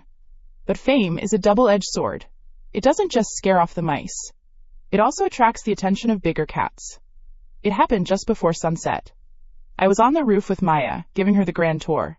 She was staring at the auto turrets, now retracted back into the walls, with an expression of pure, unadulterated professional lust. Then we heard it. Not the groans of the dead or the distant sirens. It was a new sound. A rhythmic, powerful whomp whomp whomp that grew steadily louder. A speck in the western sky grew larger, resolving itself into the unmistakable shape of an old UH-60 Black Hawk helicopter. It was painted in worn, desert camouflage, bearing the faded insignia of the U.S. Army. It made a wide, lazy circle around my superstore, its occupants clearly surveying my domain. My fortress. A crackle of static, and then a voice boomed from a loudspeaker on the helicopter, distorted but authoritative. This is Major Thompson of the Colorado National Guard Provisional Authority. The facility below is now under emergency martial law. We are requisitioning your supplies and infrastructure for the national recovery effort. Power down your defenses and open your main doors. I repeat, open your doors. We are coming in. I looked at Maya. She was already sighting the helicopter with her new M4, a predator's instinct. I just smiled. The little leagues were over. A more professional class of thieves had arrived, wrapped in the flag and spouting self-righteous bullshit. They wanted to requisition my property? For the greater good? Adorable. Time to teach the National Guard about rule number 1.